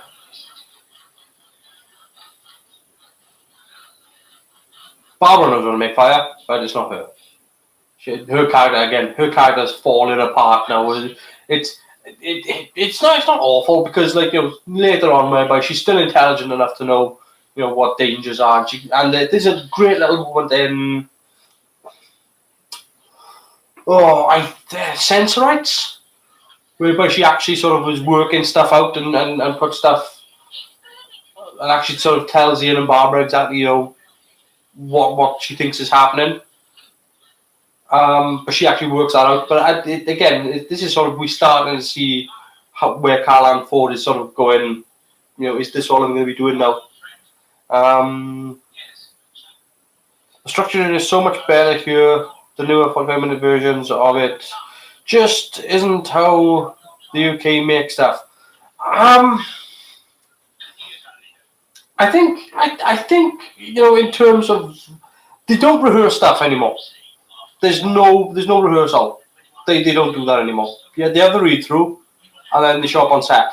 Whereas Doctor Who is always, even up to Sylvester McCoy, they always had a week's rehearsal before they shot.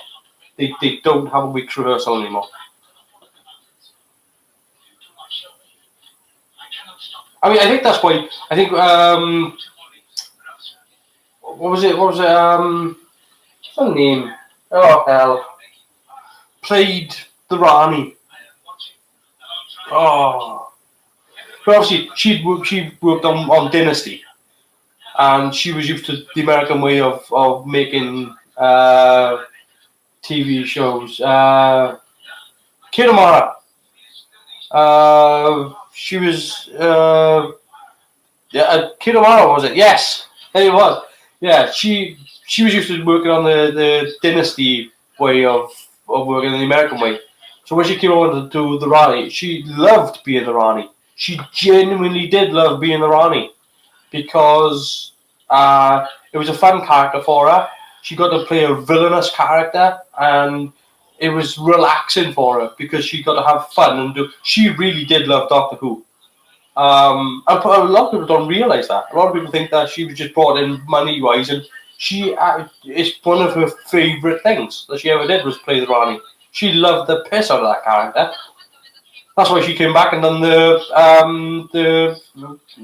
special one that they done with what's it called, Dimensions in Time. She came back and did that because, and I don't think she done that for a hell of a lot of money either.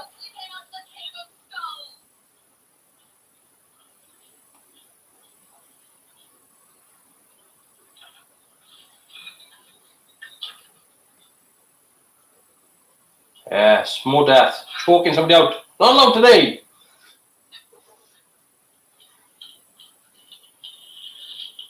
Live fire on a set. Not allowed today.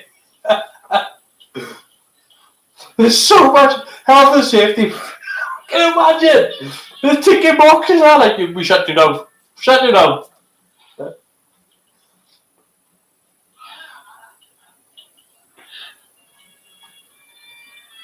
Like in a new version where the doctor would step in and say, no, don't fight. Don't fight. I am the doctor. Don't fight. But no. The CGI fighter is effective there, lol. Yeah.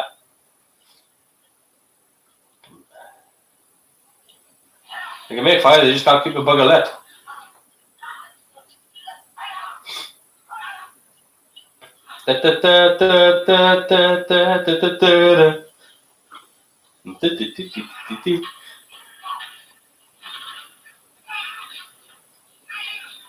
They are swinging for it. Like. This is UFC stuff. You know, this is where he pounds him in the face with the hammer fist.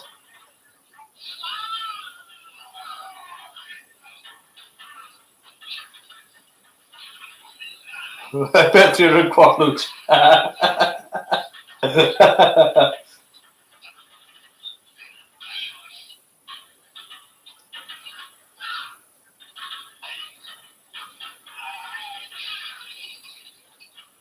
So much violence. Good stuff. Get in action. Monkey flip.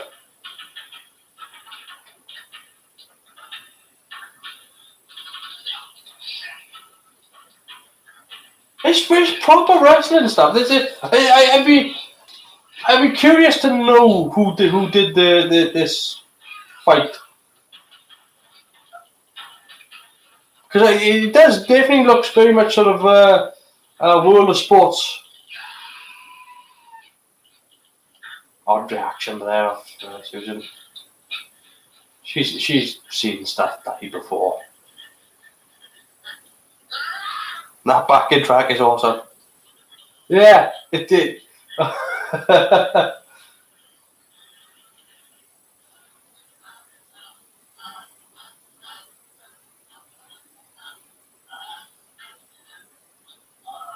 Again, there's a lot going on with this production that is like J cutting up there now. That's a very modern thing to do.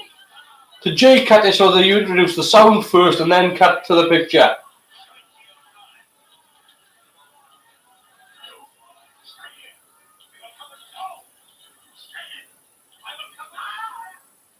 Oh, there's the problem with the cameras.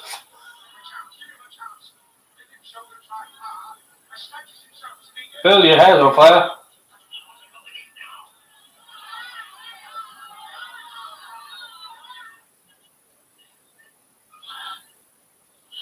I bring you fire.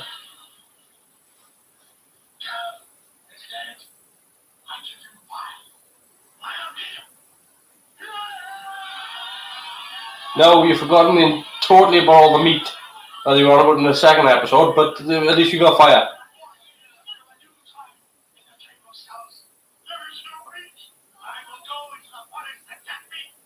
No, man, yeah, I'll shut my mouth.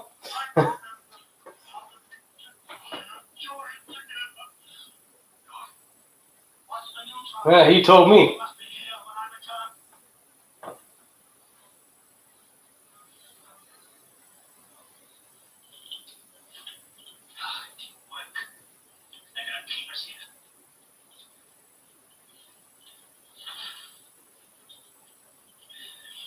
It's...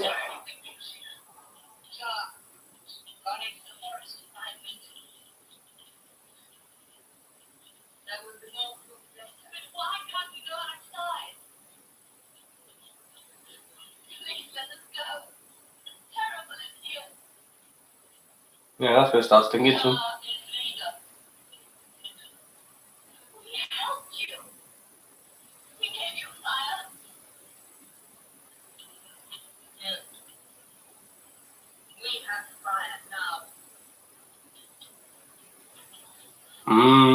You see, allegorical weapons.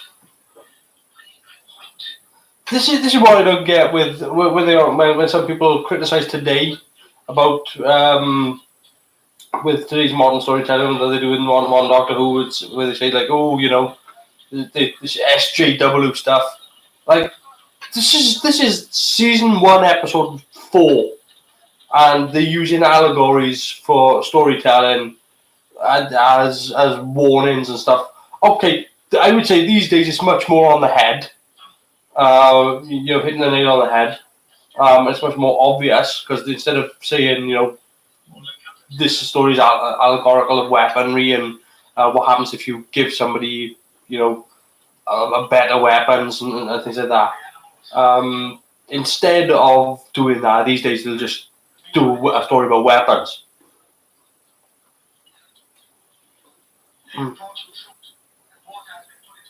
There's an Iron Maiden song in there somewhere, yeah.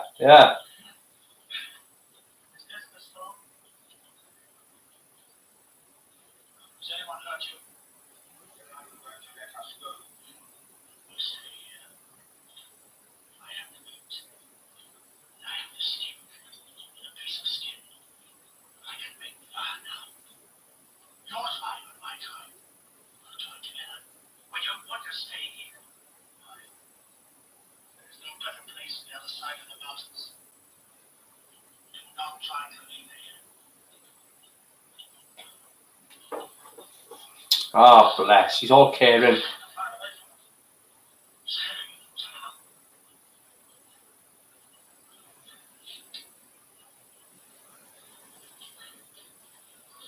Set fire to him. Go on.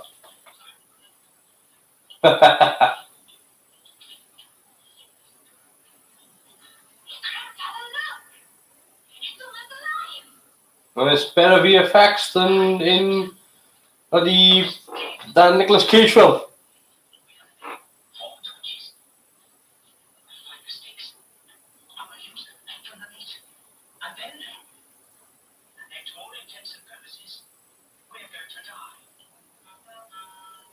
God, I'm getting flashbacks to the ending of Live and Let Die.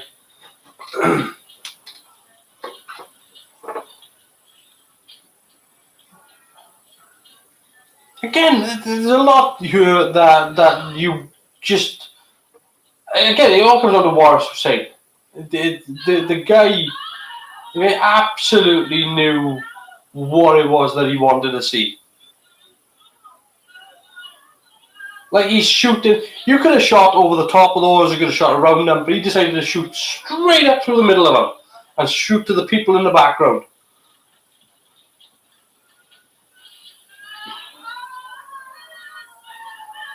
Like, if you imagine how you would... If you were standing in the studio and you've got this group of people and you go, right, how am I going to shoot this? And you got a group of people there and you got these skulls on the floor with these fires in them. Most people would just shoot it like, cameras up here, shooting down. But the fact he descended the camera and is actually shooting up at them.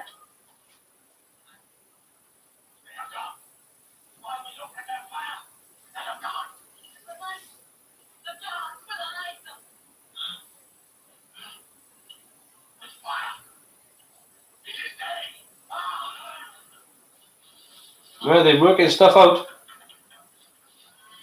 I don't want to say, like, she fell.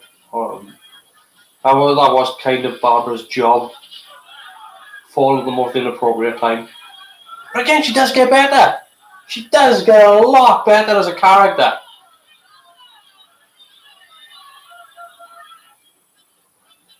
Let's whip Connor forward with bushes. Again, I don't like ragging on it. I don't like ragging on it because I know how small a space they were working in. It's ridiculously small.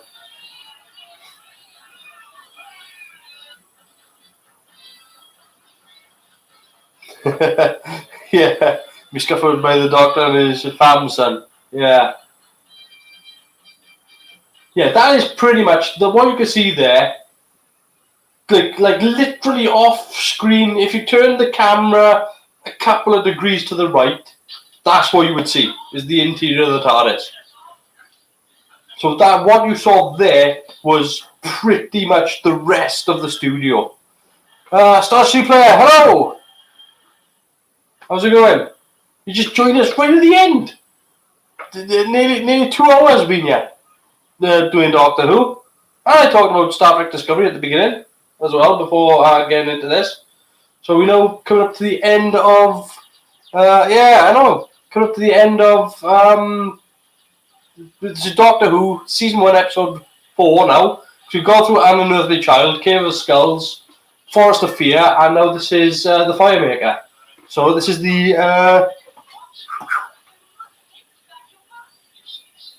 so we've just been going through. Next Sunday though, I'll be doing Power of the Daleks next Sunday, Patrick Troughton. So and that'll be 8 p.m. So if you're going to be about next Sunday, because we've got Chris here as well, who's been watching it as well. I'm going to be doing. I'm doing the Hartnell years and then doing Patrick Troughton. So this week is An Unearthly Child, this first one, yeah. There's Power of the Daleks, then Spearhead from Space, Robot, what was it, Castrovalva,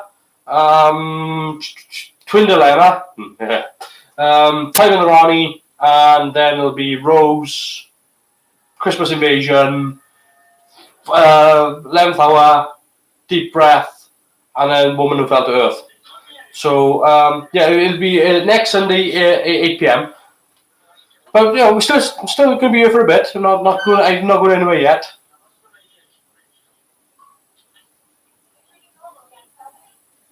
Ah, yes. Our radiation meter. And cue the theme.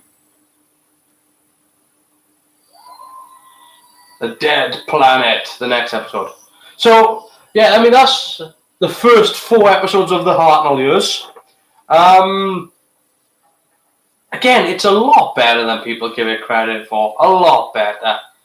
You've got the production cost to consider, the amount of space that they had, everything. Just up against it doesn't even come into it. Like a lot of the stuff that they had in terms of props and stuff like that was stuff that they had to borrow, beg, and steal. Like I said, the TARDIS prop itself was a kind of a nicked prop. It was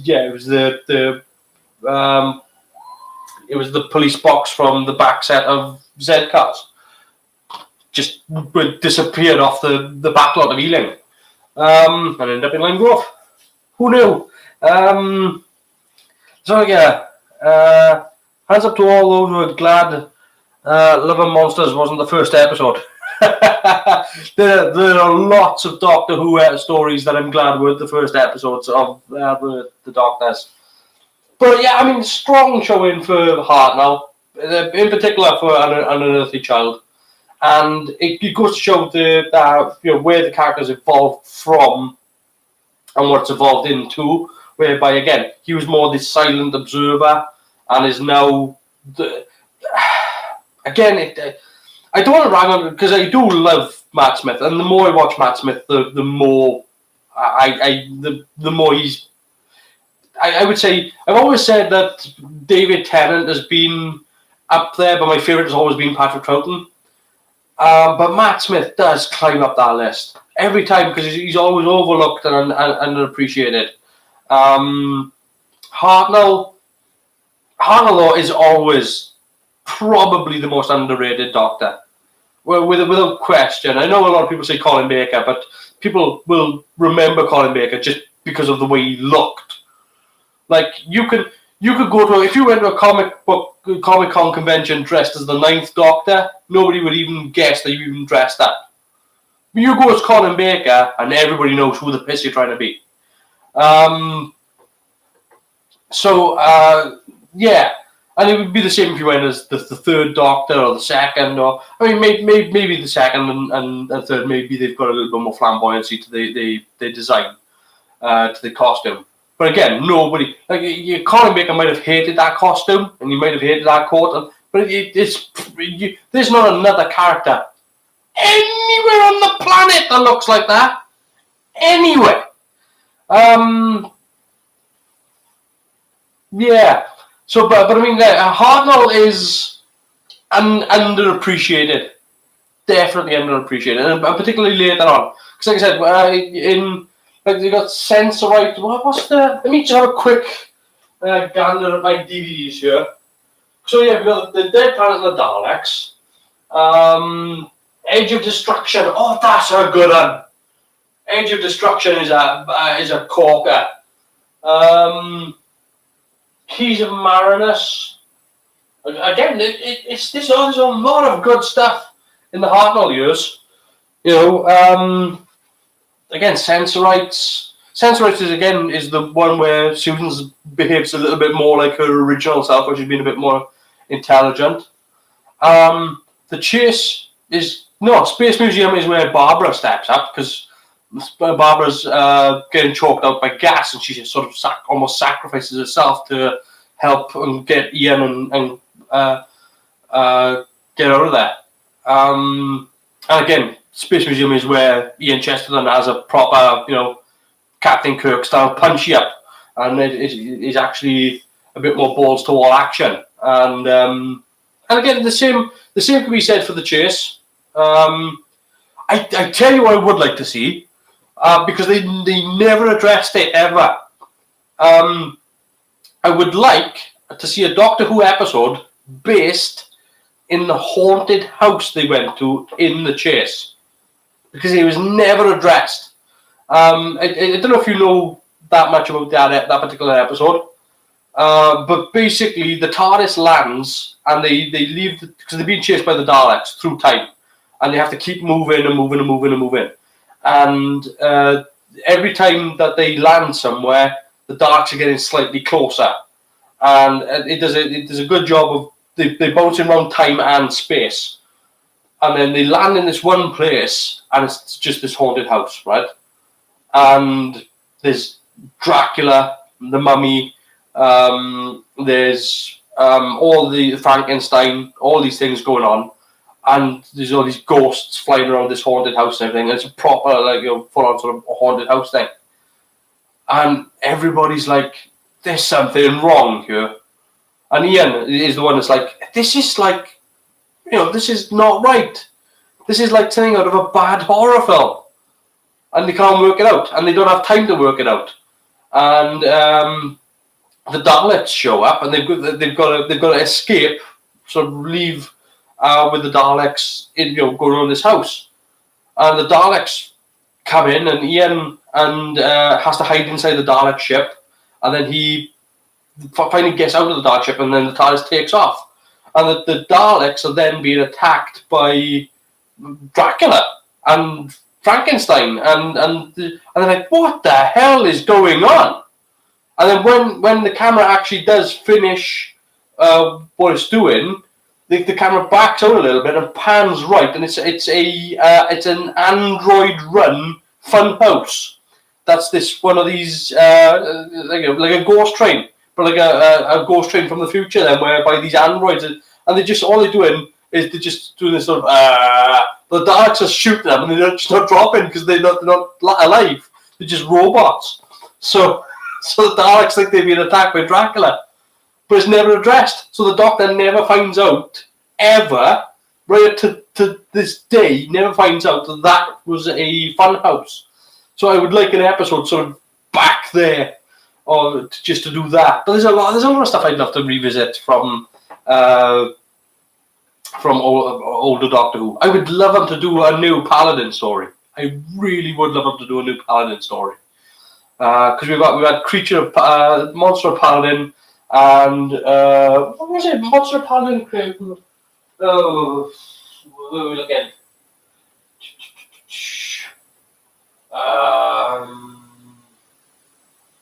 But never mind.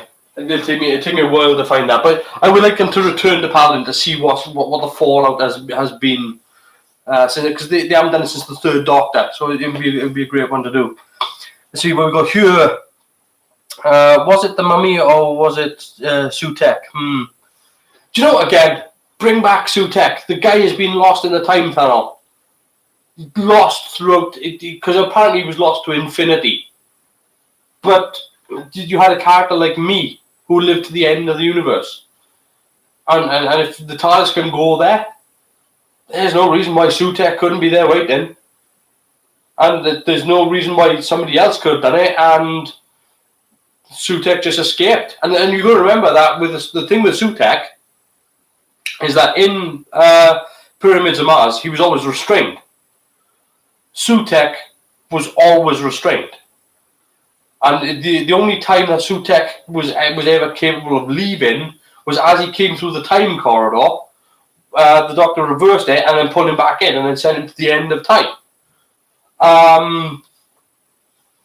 So he was never able to, and the amount of destruction Sutek was able to unleash from being within his bounds, within his confines. Imagine what that son of a bitch would be able to do if, I mean, Sutek the Destroyer, the name says it all. Like, if you're going to have Sutek land, it's going to be boom, and there goes a city. You know, you need death, like, and it needs. But that's how I would probably start with Jodie Whittaker with the next season. But I can't see them doing it. I know they started filming in Cape Town. But yeah, I mean, I would definitely. You need a serious threat, and the second you say Sutek the Destroyer, I think you got people's attention. Much more than a Dalek, because we know, this is a rarity. It would be like, I know people want to see Omega done again, because they didn't really do Omega right the last time, and he was much better done as the maniac in the Three Doctors. But I would, oh my god. And I would find somebody large to fill that suit as well. Probably, what's his name who played Darth Vader in Rogue One? Oh hell, can't remember his name. But he's been in Doctor Who before anyway. He played the Wood King in Doctor Who. In the what was the Widow of the Wardrobe episode? Yeah. So yeah, I mean, I would love to see Sutek come back. Just this big, massive, striking black figure with these bright glowing. I wouldn't even change the costume that much either. Just give him this long, flowing, really sort of big, heavy, sort of flowing robe. Keep the helmet the same, make it a little bit more weight, maybe add a bit more filigree to it, but over the face. Don't do it in places that look uncomfortable. That's the best thing I can say. Is to do it in places whereby it looks, but just having a big 7-foot-tall bastard walking around going, "I'm going to kill you all. You will all die." That'd be awesome, brilliant. And Sutek would be pissed as well. Can you imagine? He's been lost to the end of time for the past 45 years, and that's just, in our time. In his time, it's been, oh my god. My word, would he be angry? There'd be planets just disappearing out of existence. So what's going on? He's going on. Let's have a look at this. What we got here? You said earlier about the SJW stuff. I think it's because it was an undercurrent rather than in your face. It was never an issue. You had to think rather than being spoon-fed. Yeah, I mean, absolutely. Again, it's always been a thing in Doctor Who, right? So modern Doctor Who has done. Is doing the SJW stuff, but it's doing it in such a way that it's no longer an allegory. And when they are doing allegories, they get it wrong. And by means like allegories, they were doing something that was very clearly a mirror for Trump. Like, when they done Arachnids in the UK, clearly, without any question. He was a rich American into golf, opening up hotels, he running for president, all that sort of just. I mean, you didn't invent this character. You just looked at what Trump was doing and just copied and pasted. Whereas before, when they were doing stuff like this, I mean, when they were doing like in Enemy of the World, it was an allegory for dictatorships and how if you give somebody power, then that power is going to be abused. And there's also an awesome episode where Patrick Troughton is literally on fire. He is so good in that episode. They may as well have called him Ronald Crump. Yeah, Definitely, absolutely. But again, I mean, there's this stuff that she says in like where she makes the sonic screwdriver, and she goes, "Oh, here's the sonic screwdriver. It's like a Swiss Army knife, but I don't not like a knife. It's not like a knife because I don't like knives. People look at knives, it's silly. You don't step back away. You don't need to go that far." And don't tell me that knives are bad and shit like that, because I've seen the Doctor pick up a gun and shoot some fucker. So, I mean, this has happened before, right? Like, the Doctor has literally shot somebody. Several times. Peter Capaldi's Doctor shot someone. Good God! Peter Capaldi's Doctor killed the Time Lord. Okay, the Time Lord regenerated, but besides the point. Still happened. But I mean, it's nonsense. I like the fact that they did address, Jodie Whittaker's Doctor did a little bit of address work towards the end of the season, where it was a case of, look, I may set the rules, but I do kind of, it's a little bit fast and loose with the rules, and I change the rules with my mind. But I think that they put a lot of groundwork in before getting to Jodie Whittaker. And again, I got no problems with her as an actor. And her as the Doctor. I've got no problems with her. It is principally, you give her better material and she'll knock it out the park. And that's always been the problem since, well, I mean, anytime they've done a bad episode of Doctor Who, it's never been the production, it's never been any of the actors or anything like that. It's always literally come down to the writing. And I always look back and go, look, hey, you want bad Doctor Who? People think any episode of Jodie Whittaker is bad. I can hand you Happiness Patrol. I mean, Happiness Patrol. I mean, Licorice Allsop, man. I mean, you're being threatened by sweets.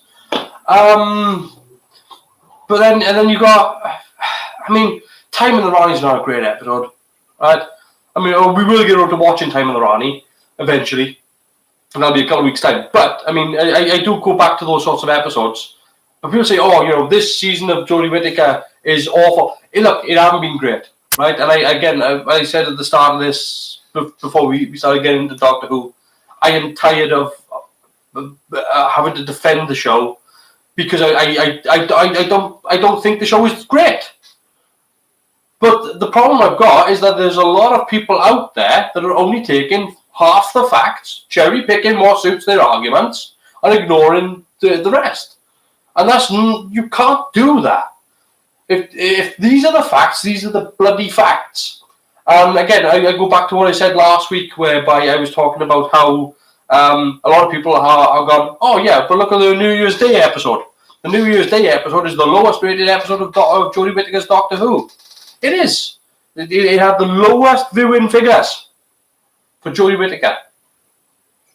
But here's the thing. She had better viewing figures than Peter Capaldi had. She had decent viewing figures for better viewing figures than the worst Matt Smith episodes in that one. And not only that, the one figure that they always drop a bollock on is where it landed during the actual overnights and the consolidated. Because if you look at where the actual episode landed, it came in 4th. It was the 4th highest viewed show on New Year's Day. That's not a failure. And again, we need to put into context. On New Year's Day, there were over 220 channels running, and on 220 channels, over 4,000 TV shows. And out of 4,000 TV shows, it came in 4th. That is not. If I run a race against 4,000 other people and I came in 4th, and somebody come to me and said, you're a failure, I'm going to kick them in the nuts. But you can't cherry pick these facts. Yes, it is the lowest viewing figures for Jodie Whittaker's Doctor. But compare it to the rest of the day. Compare it to the other viewing figures that were on in that day. You don't have to compare it internationally. Just compare it to what went on. Everybody knew that putting it on New Year's Day was going to be a mistake. to shift it from Christmas Day to New Year's Day, I said it was a mistake. I said it was a mistake. Because everybody sits down. It became a Christmas tradition that you would sit down and watch Doctor Who in the afternoon after everybody's had Christmas dinner. Everybody's like, oh, I can't move. I'm supposed to put it on. To shift that then to New Year's Day where everybody's going, I can't watch TV, I'm hungover. Bad mistake. Terrible mistake. An obvious one as well.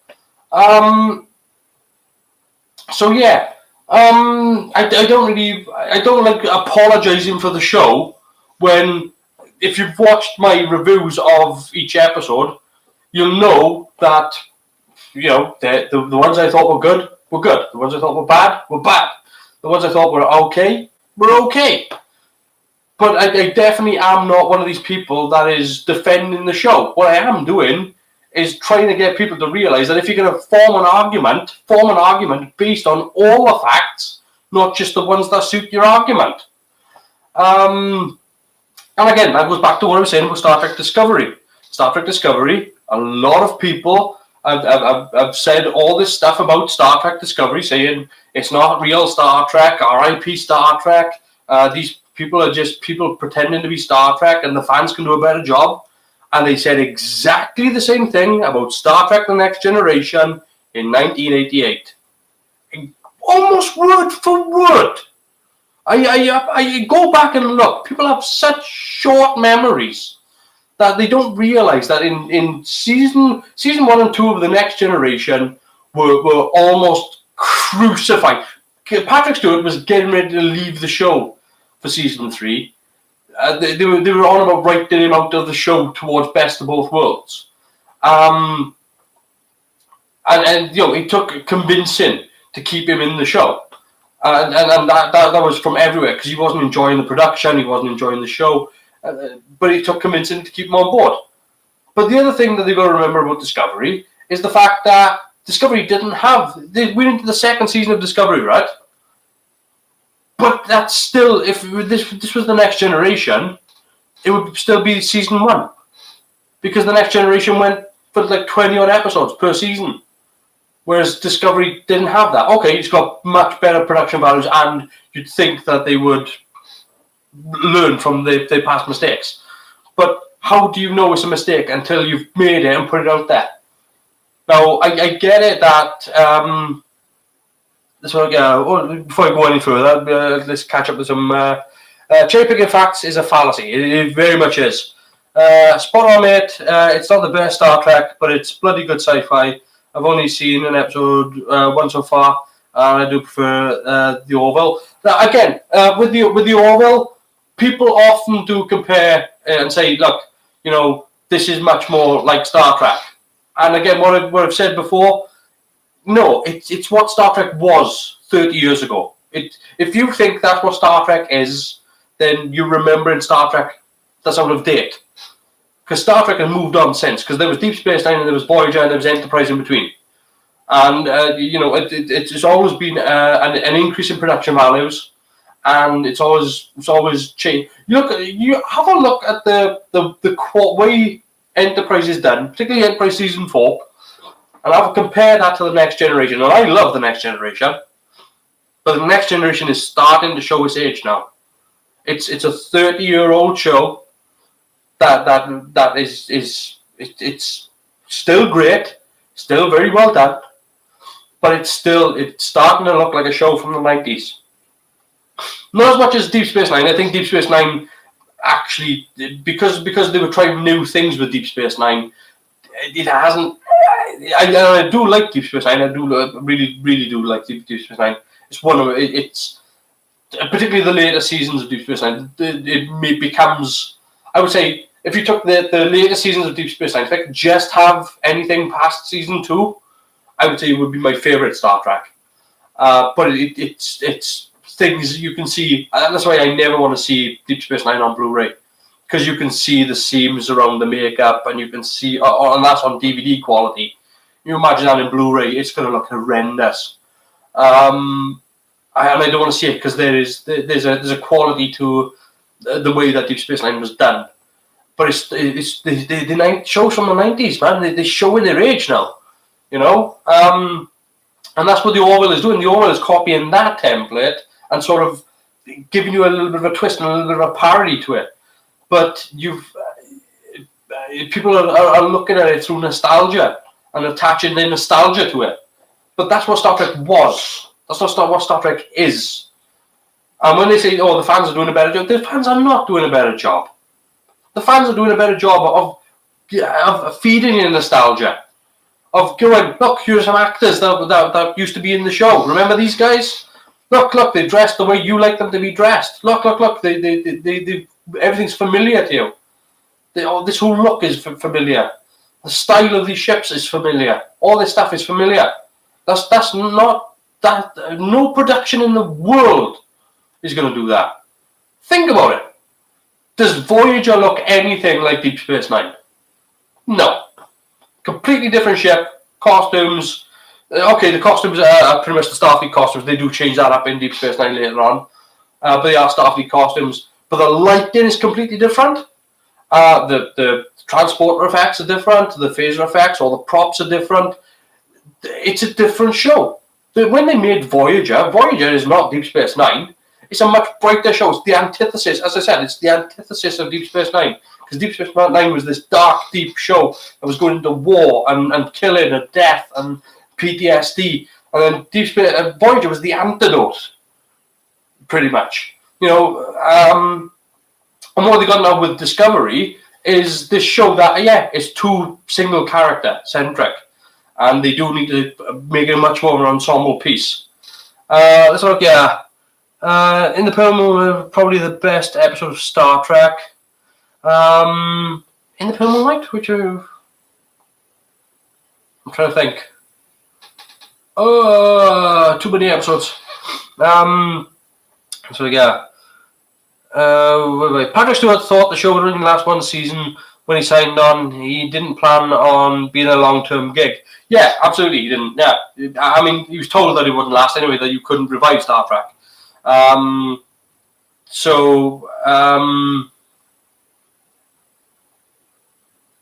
Oh, yes, Deep Space Nine, Sisko and Garp kill a Romulan. Yes.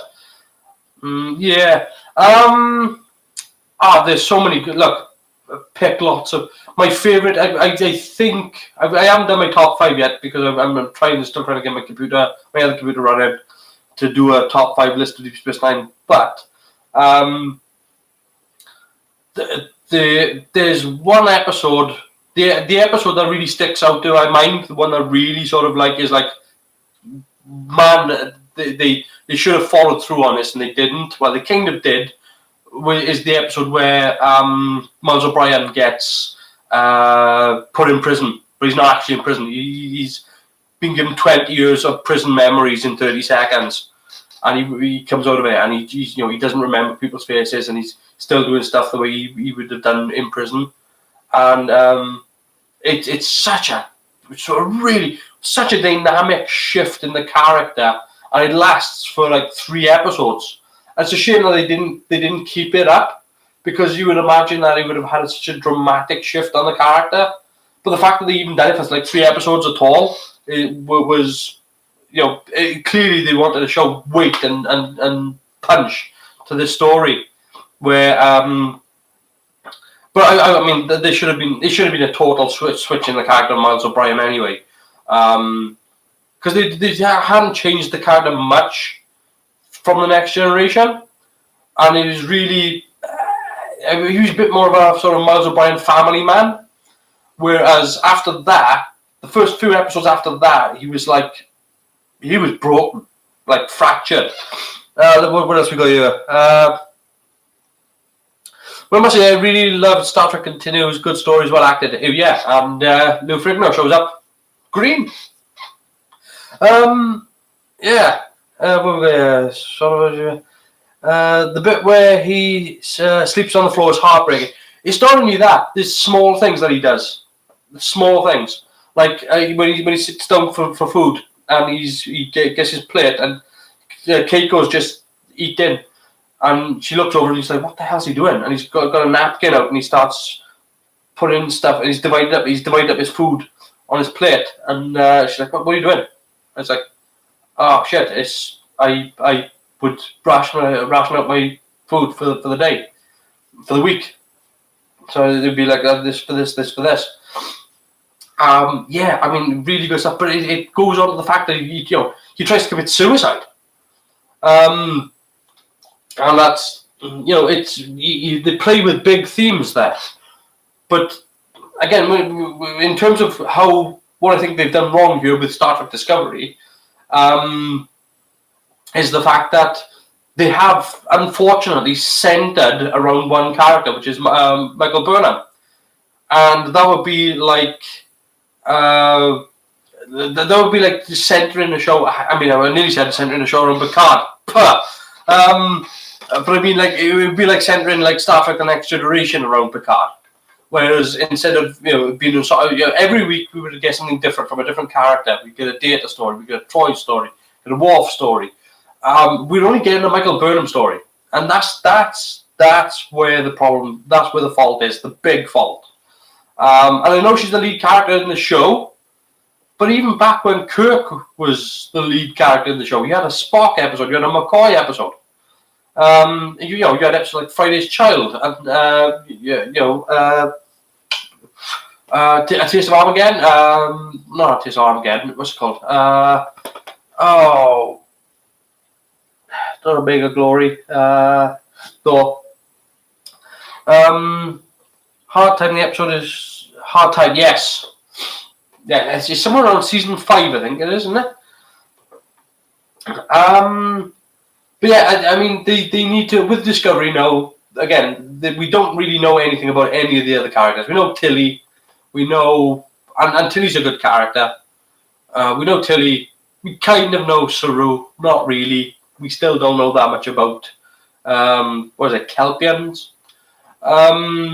We really don't know anything about any of the other bridge crew, aside from the fact that some of them like shaving their head and some of them like dressing up like androids. Or cyborgs. But aside from that, we really don't know anything else. Really, Stamets is doing a good job, but there's not enough. And what I said earlier on tonight when we was talking about Discovery was the fact that they've introduced Pike, but this doesn't necessarily mean Pike. This guy could be playing any character. Just call him Pike. They've kind of filled in their own blanks there. They're using. It's a kind of a clever thing to do. You've taken a name that people know, are familiar with, but then you get to fill in the blanks yourself. So it's like, oh, look at this big shiny star, and we fill it in with all our own information. When I heard they were going to base a show around the first officer, I thought it was a good idea. I read that the first officer was actually going to be number 1, and I was excited. Do you know I've always said I would like, and I know this was an idea that they expanded on it with I believe they expanded on it with an animated series, and it's a Lower Decks episode. I remember the episode Lower Decks from The Next Generation, and that's where it all came from. Was the fact that I would always like to know. My idea was this, right? And this was something that I was going to do, but I never eventually ended up doing it. Was I was going to do a fan film set on board the Enterprise D. I was going to do it myself. I was going to film it myself, and it was going to be a Star Trek: The Next Generation fan film set on Deck 42 of the Enterprise D, and it was going to be every episode of The Next Generation. I think it was my plan was to do every episode from The Next Generation from season 3 onwards, and it was going to be set on Deck 42. I was going to be set in Antimatter Generation. That's where it was going to be, and it was going to follow every single episode from I was going to do every single one, but from the point of view of the person stuck on Deck 42. That's exactly what I was going to do. And each episode was only going to be like 15 minutes long, but there were going to be times whereby almost every episode involved, being summoned to Riker's office. That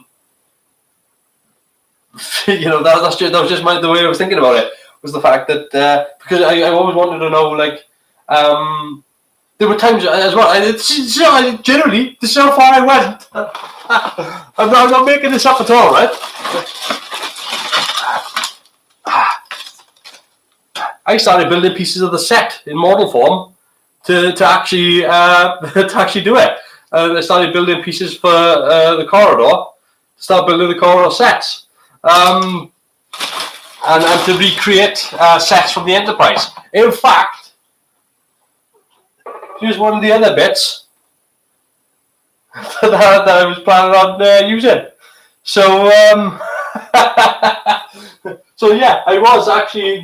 That's how far along I got. Was I was actually starting to put sets together and stuff like that to actually do it. But the whole point of it was going to be just to do it from the whole. Or there's 1,000 people on the Enterprise D, and we only ever saw 7 of them. And then of course we had the Lower Decks episode, which I really enjoyed. That's really what inspired me to sort of like go, I would really actually like to know what's going on down there. So the fact that they might end up doing an episode of our series based on lesser characters, I do think it's a good idea. I think that because these people are just pulled along for the ride. The captain is all we always seen it from the point of view of the captain on the bridge, whereby it's like, we're going to go this way. Helm, take us that way. Helm, take us this. But all the people down in the lower decks, they don't have a choice. They're just like, crap. Yeah, that looks cool. I can actually light it up for you if I've got batteries. But I can. What size batteries? Because the pod I've got, I actually nicked from something else. Aha! I do have lights. Yeah.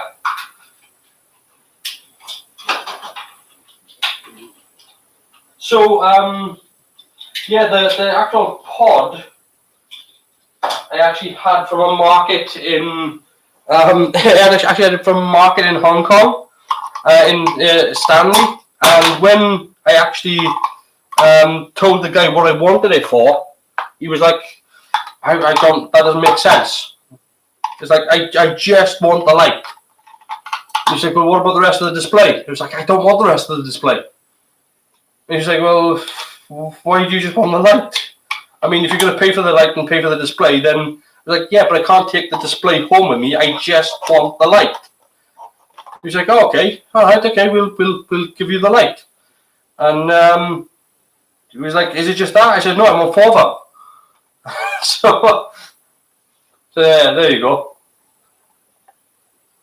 But it's a powerful light as well. It is. But these bases, they touch sensitive, so I can. A bit of a departure. Did you Red Dwarf model get to its destination in one piece? Was it lovely? It absolutely did. And Lou actually did a little bit of a video for the people that watch his channel about it as well. And yeah, he actually does look. Because Lou is actually, this is the 3rd model that Lou's had off me now. Because he had my Klingon Bird of Prey. He had my Shuttlecraft Galileo and Red Dwarf as well, and he's been very appreciative of all 3. And it was working on Red Dwarf was an absolute joy to actually sell that. But yeah, so this is there you go. So that's how that looks, and I can't remember who's knocking off. Without taking the batteries out. It's been that long. There we go. So yeah, but that was bugger. Double bugger. Yeah. I'm breaking stuff now. So there. So yeah. Anyway, it's now been going on for 2 hours and 34 minutes. And my bladder is telling me that it's probably time to call it quits. So, if you've had a good time and if you're watching this in post live, just remember next week I'm going to be doing Patrick Troughton, Power of the Daleks, and that will be a great stream, mate. It will be. It's been 2.5 hours. It's going to be a fantastic stream. So yeah, if you can be here at 8 p.m. next Sunday, and if you want to get your episode ready as well, and we can sit down, you can put it on, we can watch it together, we can talk about the episode, we can have a great time and talk more about Doctor Who.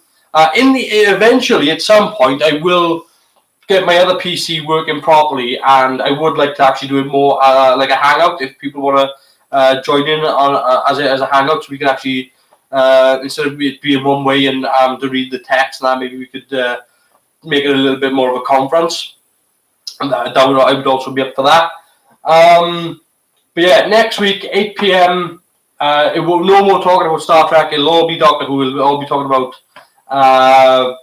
all Patrick Troughton stuff. Go through the episode. No, obviously, for Power of the Daleks, if you haven't got it, it's the DVD is black and white. You can get it in two formats. You can get it in black and white or color, because they did the animated one in color. What was there? I'm trying to think if there was anything. Oh, I switched because I was thinking of animated episodes. I suddenly stopped thinking of Power of the Daleks and started thinking of the one with Tom Baker that they recently did. Oh, good grief! Don't make me look it up. Oh, Sharda. There we go. My brain isn't totally defunct. So yeah, I suddenly switched and it was just like, oh, okay. But yeah, Power of the Daleks comes in two versions. It comes in black and white, it comes in colour, and both exactly the same. I prefer the black and white version, though. I prefer the black and white version because it's just what I attach to that sort of period. But yeah, every week now from on Sundays at 8 p.m. it's going to be Patrick Troughton, then John Pertwee, then so it's week after week. It's going to be the first Doctor story from each Doctor right up until Jodie Whittaker, and then maybe then after that, then we'll look back at doing.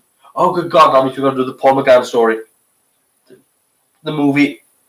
Yeah, we're going to do the Doctor Who movie. Okay, that's not a problem. Oh God, what will I ever say for? But you said good music, good musical score to that at least. So there's something. So yeah, 8 p.m. next Sunday, and hopefully if you've enjoyed this, do please give me the thumbs up. Leave comments in the comment section down below, and I will definitely all see you next week. Okay, take care, guys.